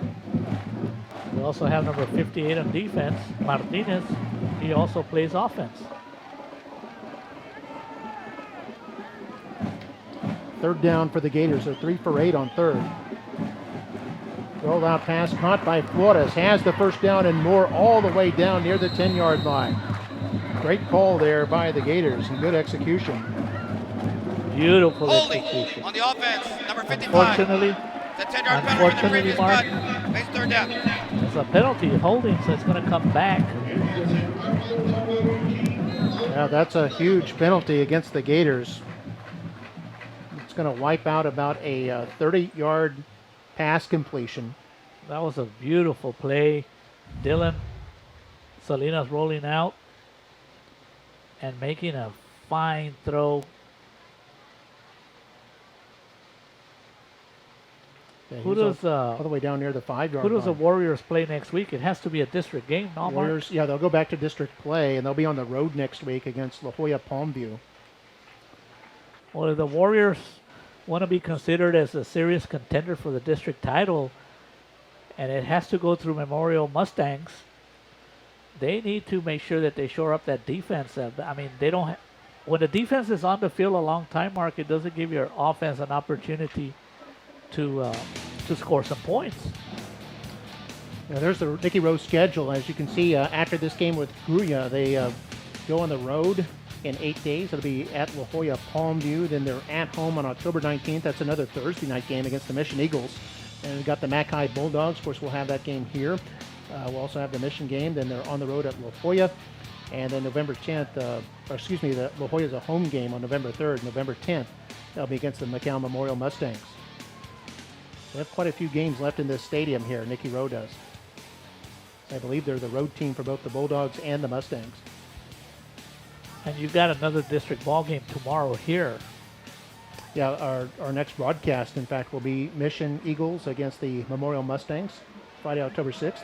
As on 3rd and 21, after the penalty, the Gators roll out, pass it, complete it to Garza, and Garza down at around the 38-yard line. So it'll be 4th and long, a gain of only 7 on 3rd and 21, and we've reached the end of the third quarter. So after 3, it's the Warriors 21 and the Gators 7. We'll take a break. You're watching Football Night in McAllen. Back after this.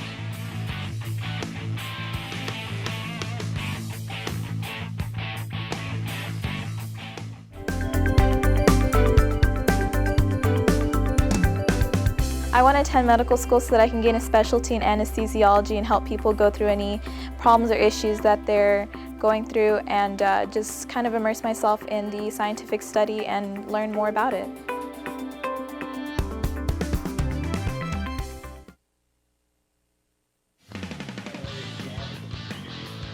And we're back here on Football Night in McAllen, recognizing a alumni of the week up on the scoreboard right now. Alumni. Yeah, Wow. Dante Impressive. Munoz. Yeah, Dante Munoz, class of 14, sent the McCombs Business School at the University of Texas at Austin. We wish him well. He's also on the UT Longhorn drum line. As live action here, we see a punt, quick kick actually by the Gators, who will down the ball down at the 16-yard line. So Rowe won't get a return, and they'll have some tough field position with 11:52 to go here in the fourth quarter. And a shout out to Dr. Ricardo Chapa, who was one of our former board members who just came out on our video screen here at the stadium. Quick kick time. Yeah, we'll see a replay of it. The Gator players are already down the field. Looked like a completed pass or one of those Australian rules football plays. Just doesn't work that way when when the pass is coming off of your foot. So the Warriors, just their second possession of the half here in the fourth quarter. Last time they had it, they went 3 plays and scored a long-distance touchdown. Ansel Dua on first down carries it across the 20 to the 21-yard line. And Derek Solis in on that tackle.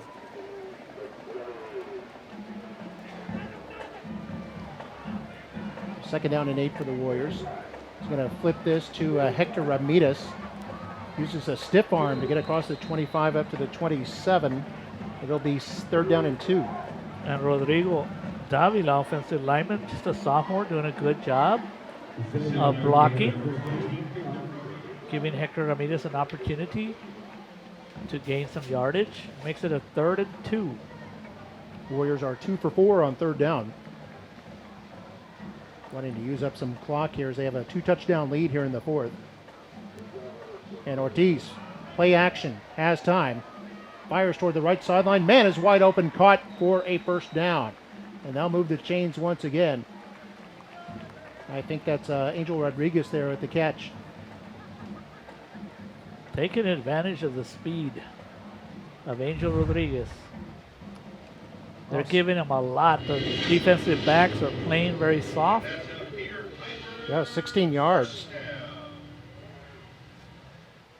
And Ortiz. You know, Ortiz is very accurate, Mark. Yeah, he's completed 13 of 15. Only 2 incompletions today. Has 152 yards. They flip this. Hector Ramirez again. The exact same play again. Across the 45 up to near the 49-yard line. A gain of 6 that time. And once again, doing a fine job. Rodrigo Davila, offensive lineman. Made that play, goes at least 6 yards. I don't know, we'll be able to see the Davila. Take a look at him blocking right there, Mark. Yeah, sophomore tackle going around his side. 2nd down and 4. Handoff again for Nikki Rowe. Content to keep it on the ground. Grind out that clock as they pick up about 3 yards there. And that is Ansel Dua. The Warriors haven't punted much, but at least they haven't gone in trouble the way they did last week, Mark. They worked out that special team problem. They've only punted once tonight. And here they go again. They love that flip play. And this go for a 1st down all the way into Gator territory down to the 35-yard line. That's Hector Ramirez again. You can give credit to Hector Ramirez, but I'll give credit to Rodrigo Davila again. Does a good job of blocking, Mark. Makes sure that he doesn't hold. Entertains the defender, giving Ramirez opportunity to gain some positive yards for a 1st down. Clock under 10 minutes to go here. We take a look at that replay. Some hard running there by Ramirez, the senior receiver. Now Ortiz to throw it. Going long down the middle. Man is open but incomplete. A little bit too long for the intended receiver, Ruben Saenz III. First time they've targeted him tonight. I'm sure Coach Tarantola, offensive coordinator for the Warriors, is not going to forget that one. Put in his playbook. And they'll use it again later on in the season, Mark, because that play, after the nice fake, was open. Yeah, he had a good 2 steps on the defender. So it's 2nd down and 10. They'll run a sweep to the left side. And it's Ramirez who can only get back to the line of scrimmage and bring up 3rd down. I was going to say that for Ortiz, that's only his 3rd incompletion tonight out of 16 throws. You can't complain about that. And Jaime Rios came in under the tackle. I think it helps when you're a pitcher, Mark. You know you have to be accurate. And he's just a sophomore, so you know he was pitching last year on the varsity team for the Rowe Warriors. And there's Coach Tarantola. Offensive coordinator. A signal in the play from the sideline. Rowe facing a precarious 3rd and 10. So Ortiz wants to throw. Going long again over the middle and incomplete. Again, just a little bit long there. And I think that was Saenz again they were trying to hit. He was open again. And I think Coach Tarantola says, boy, we've had 2 opportunities to put this game away. But if you're going to make a bad throw, Mark, you rather you put in a position where nobody can catch it except your offensive player. Yeah, that's true. That's why you want to tend to lead the guy a little bit and possibly overthrow. That way either he catches it or it's incomplete. And Ortiz doing that on both of these last plays. Now 4th and 10. Looks like they'll go for it, but there's a whistle. Warriors timeout. Timeout by the Warriors, you're right. Their first timeout with 8:47 to play here in the 4th quarter. Nikki Rowe up 21-7. We'll take a break. We'll be back with more Football Night at McAllen in just a moment.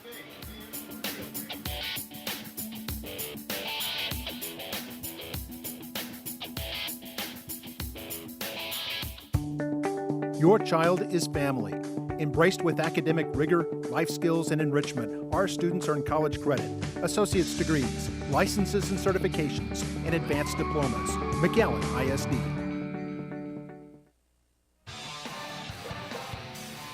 Back here on Football Night at McAllen, it's been a happy night for the Warrior Nation.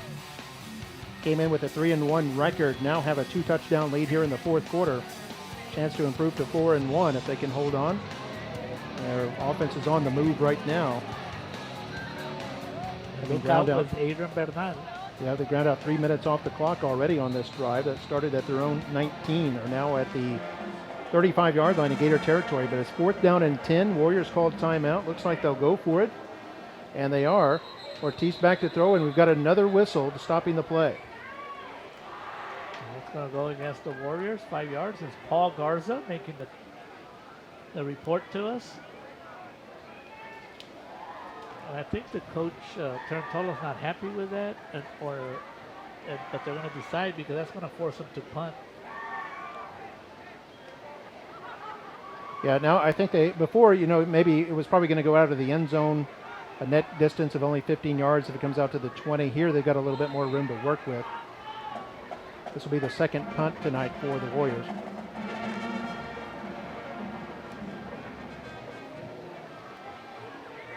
This is high, going to take a bounce inside the 20 and go out of bounds at about the 13-yard line. Perfect punt there by Nikki Rowe. And Grulla will come out. They need 2 touchdowns. There's 8:39 left on the clock. Well, first things first, Mark, it's a 2-possession game. And we know that if the Gators can score TD, then you have your opportunity, depending on how fast they score a touchdown. Yeah, we haven't really seen a hurry-up offense approach from them.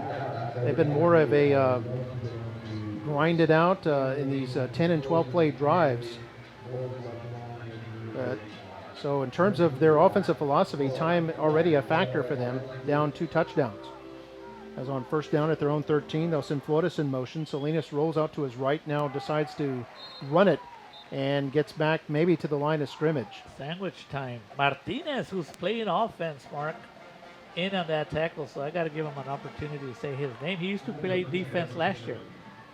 Yeah, Daniel Martinez, and also Josiah Alonso, sophomore linebacker.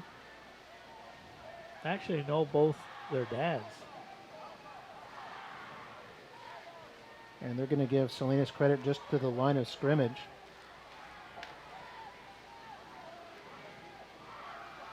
Clock running under 8 minutes to go now. 2nd down and 10.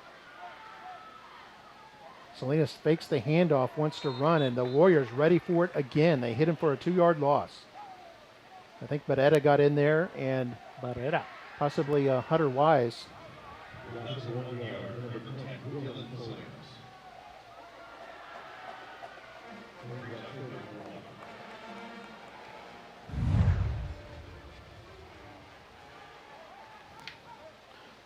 We take a look at the replay there.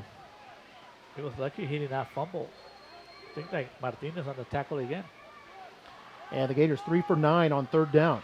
Salinas wants to throw, has time. He's going to go longer. The middle man is wide open, and it's caught down at midfield. Into Rowe territory, down to the 44-yard line. That's the sophomore Garza. And a great hustle play by Neal. He was not even in the picture when he caught the ball, Mark, and he came out. Now 44 yards on that completion on 3rd down and long. Jesse Garza. And here comes Neal.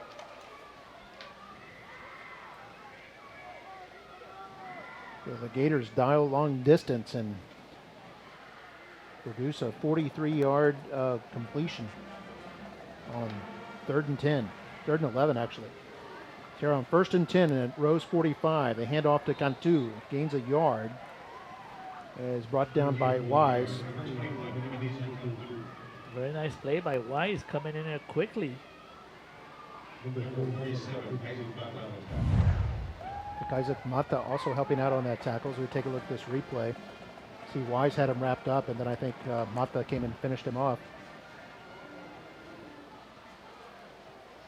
Clock at 6:15 and moving. 2nd down and 9 for the Gators. Handoff Cantu. Hit in the backfield. It's going to be hit for a loss. The Warrior defense rising to the occasion again, and Isaac Mata once again.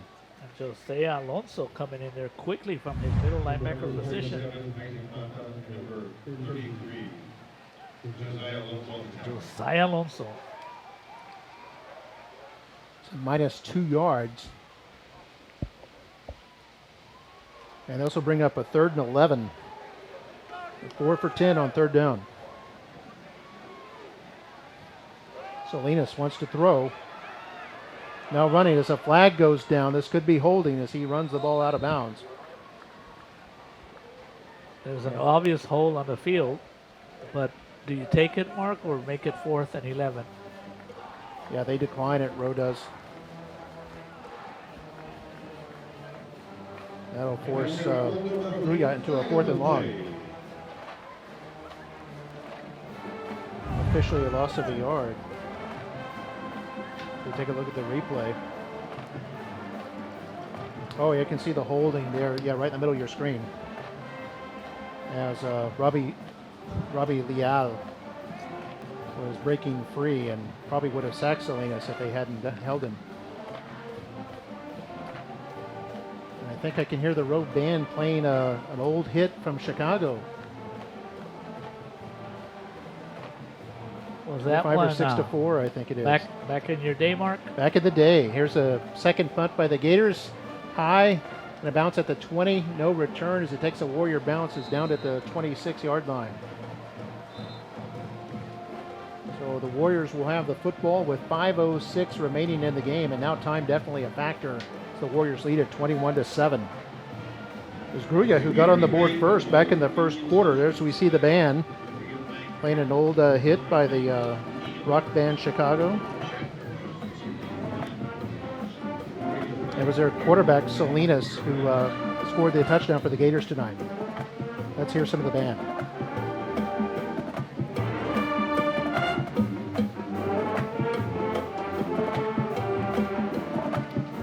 You didn't spot Principal Monica Kaufman there on the drum line, Mark, did you? Oh, no, I didn't. She was actually at a pep rally and she came out in the drum line. Here's Javier Rivero, his first carry tonight. Took a big hit from the Grulla defender. Number 5. He started off real hot at the beginning of the game, Luis Cabello.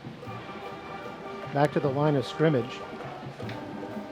And a handoff on 2nd and 10. Big hole here for Ansel Dua. Up to the 30, a gain of 4.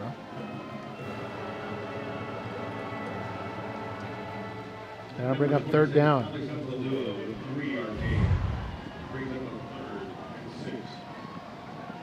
He was brought down by number 50, Miguel Salazar. Junior defensive tackle for the Gators.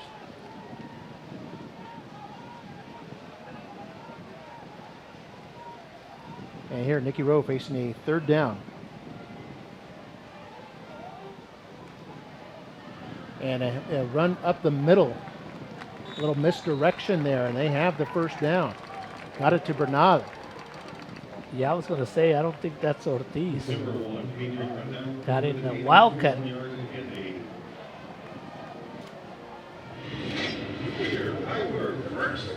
A gain of 12 there for Bernal. And that's a big play there. That'll keep the clock running now at 3.5 minutes to play in this game. Nikki Rowe up by 2 scores. Gators have only 2 timeouts left. Play clock down to 6 seconds. Ortiz going to let that run down. Finally, at 4 seconds, they snap it. They give it to Hector Ramirez coming around the right side. Don't go out of bounds, Hector Ramirez. Stay in bounds so the clock can run. He was forced out by Marco Guerrero. And Mark, when you think about it, some people might be asking why Coach Gonzalez punted the ball and did not keep it. But I think he's already seen some good stuff tonight. They were able to move the ball on occasions. They just weren't able to finish. And if they can work on finishing, they're going to have a great offense. Warriors with a great output tonight. 180 yards on the ground, 152 through the air.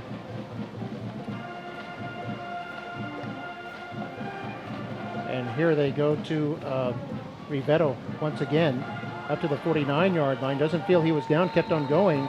And officials felt that way too. He wasn't down and kept on running all the way into Gator territory to the 42. So he got a first down because of that, those extra yards. The YAG yards, Y-A-G. Let's take a look at this again, see if he was down. Oh, yeah, his knee did touch. Been called down, Mark. So a break there for the Warriors. Yards after contact. YAC are always very important, Mark. So it goes down as a 13-yard run there, first down for the Warriors. Now 2:40 to play here in the game. They'll meet us in motion. They hand this off to Ansel Dua. Ansel Dua being wrapped up and now forced down at the 40-yard line. That was Eduardo Elizondo, the first one to get there. And also helping out is Luis Cabello. There is a flag.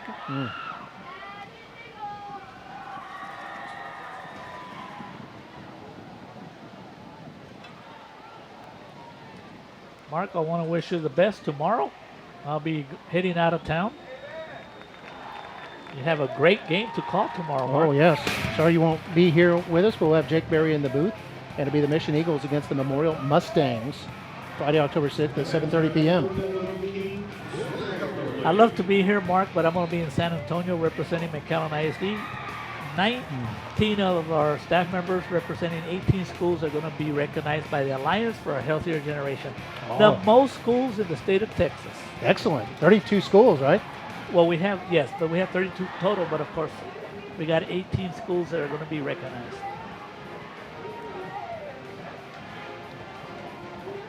.205 to go in the game. Clock is running. A penalty gave the Warriors a first down. And here's a sweep left. This looks like 28. That's Angel Rodriguez, who already has 2 touchdowns tonight. Has the ball stripped away at the 6-yard line, being run back the other way by the Gators. The Gators taking it the distance. They're at the 40, now at the 20. No one near him, and he'll go all the way in to score a touchdown. Wow. That's the linebacker, Rolio Garza. Does that change the outlook of this game, Mark? We'll have to take a look at this on the replay, but it appears to stand. I don't see any flags out there. A 95-yard fumble return for Garza. And that's going to make it 21 and the extra point 14 with 1:38 seconds. The special teams coordinator for the Warriors better be starting talking to their hands team, Mark, when they get in there for that kickoff. Because I guarantee you the Gators are going to have an onside kick. Yeah, just when we thought it was all said and done, it's now a 1-score game. Extra point pending here. Salinas the hold, Gonzalez the kick. It is up and it is good. And with 1:38 left in the game, Rowe still holding on, 21-14. Let's take another look at that play. It appeared the Warriors were going in for a possible 4th touchdown. Rodriguez ran this one for 20 yards. And then some problems at around the 10, inside the 10-yard line. They just took it away from him, Mark. Smart play. Smart play. Braulio Garza. Yeah, that's a legal play. And good non-call by the officials. And only the first turnover on Nikki Rowe tonight, but leads directly to some Gator points, and our score 21-14. It's not over yet. 1:38 to go. There's another look at it. We'll go to break. You're watching Football Night at McAllen.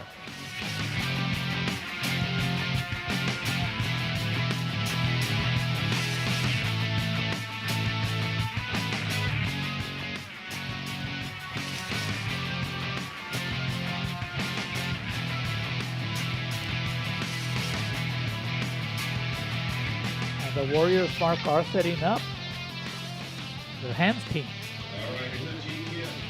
And we'll keep it here at McAllen Veterans Memorial Stadium. Warriors leading by 7 with 98 seconds to play.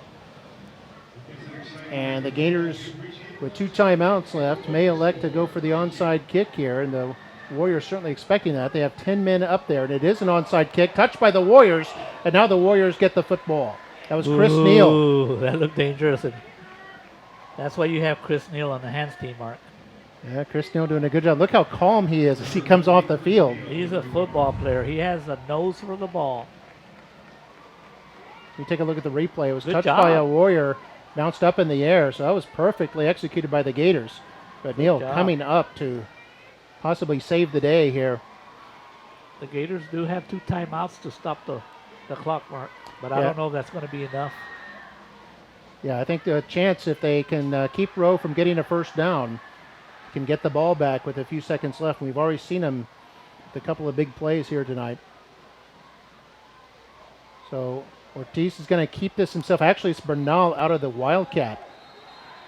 And Bernal faked a handoff, ran it up to the 49. And the Gators call their first timeout. Yeah, the Gators call their second timeout, stopping the clock at 1:32 left to play. The Warriors facing a 2nd and 6. And I imagine they'll stay in that Wildcat. So probably with 1:32 seconds mark, they'll probably stop the clock at about, 1:27? Mm-hmm. And then they'll run another play, 40 seconds. They'll get down to about 45 seconds and 4th down. So yeah, probably maybe 30 seconds or so. Best case scenario for the Gators. They're able to get the ball back if they're able to force the Warriors to punt. I keep listening to our ambassadors, Mark. What are our ambassadors? They're on that screen, the Dream Big.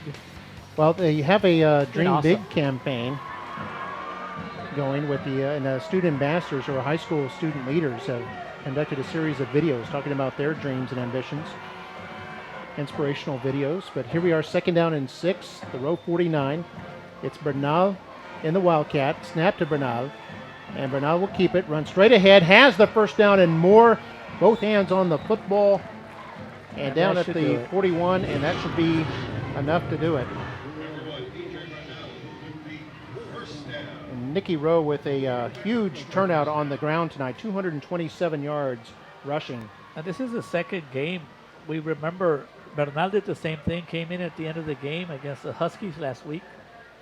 And so he's our official Warrior reliever. Yeah, kind of like a relief pitcher, isn't he? Comes in and shuts down the game.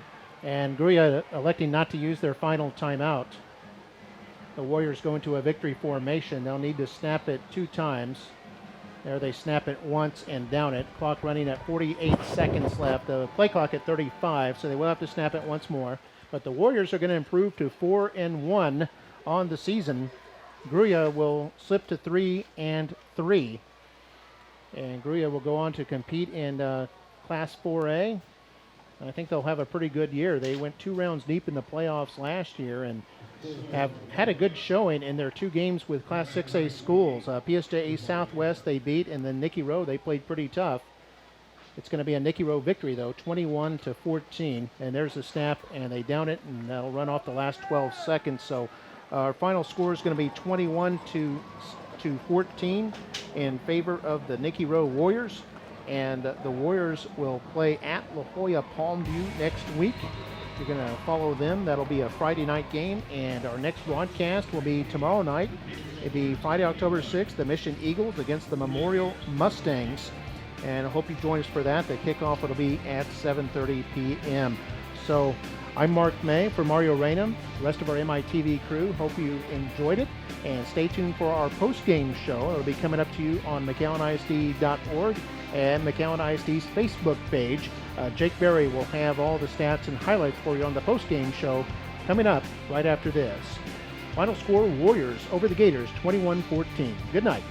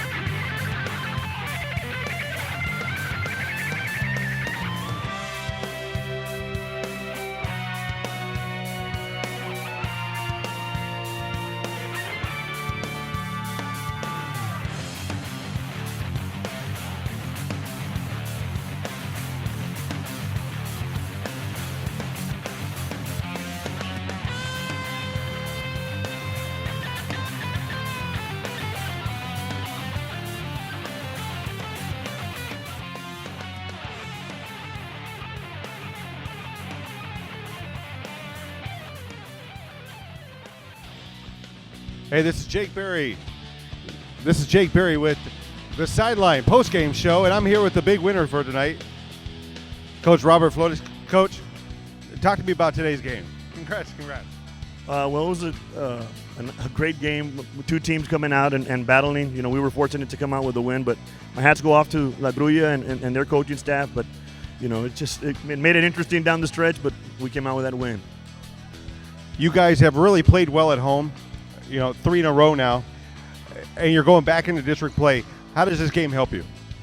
Well, it helps us because, it's preparation for the next game, and they brought a little different look that we hadn't seen, and I know Coach Gonzalez over there does a good job with an up-tempo, it's a spread, and we just want to make sure we get different looks. So this team gave us the opportunity to do that, and of course keep our guys going and crisp, and also helped us to work on some things that we didn't do too good last week.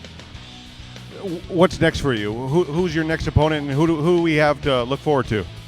Our next opponent, we travel to La Jolla Palmview, and that's the next Friday. And they're a great team as well. And as I've said, week in and week out, our district is very, very competitive. So we're going to enjoy it tonight, and we're going to get back to the drawing board tomorrow and prepare for them.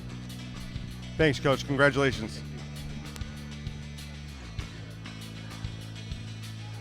Well, on tonight, Angel Rodriguez had 2 touchdowns, 13 yards and 77 yards.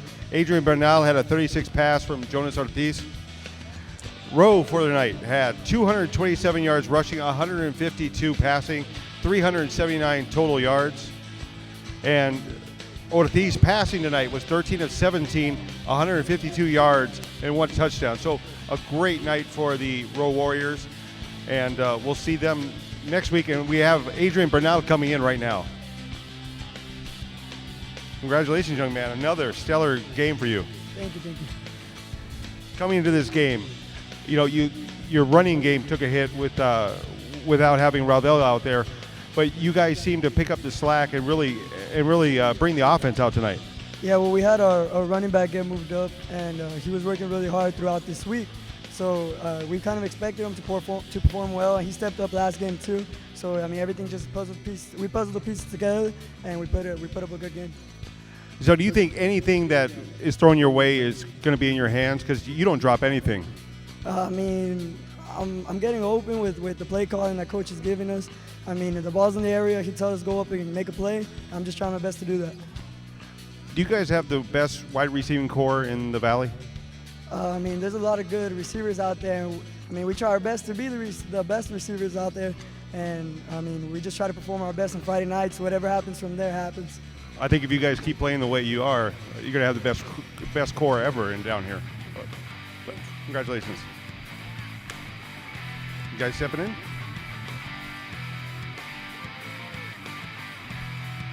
All right, talk to me about tonight. First, tell everybody who you are, but tell me about tonight, too.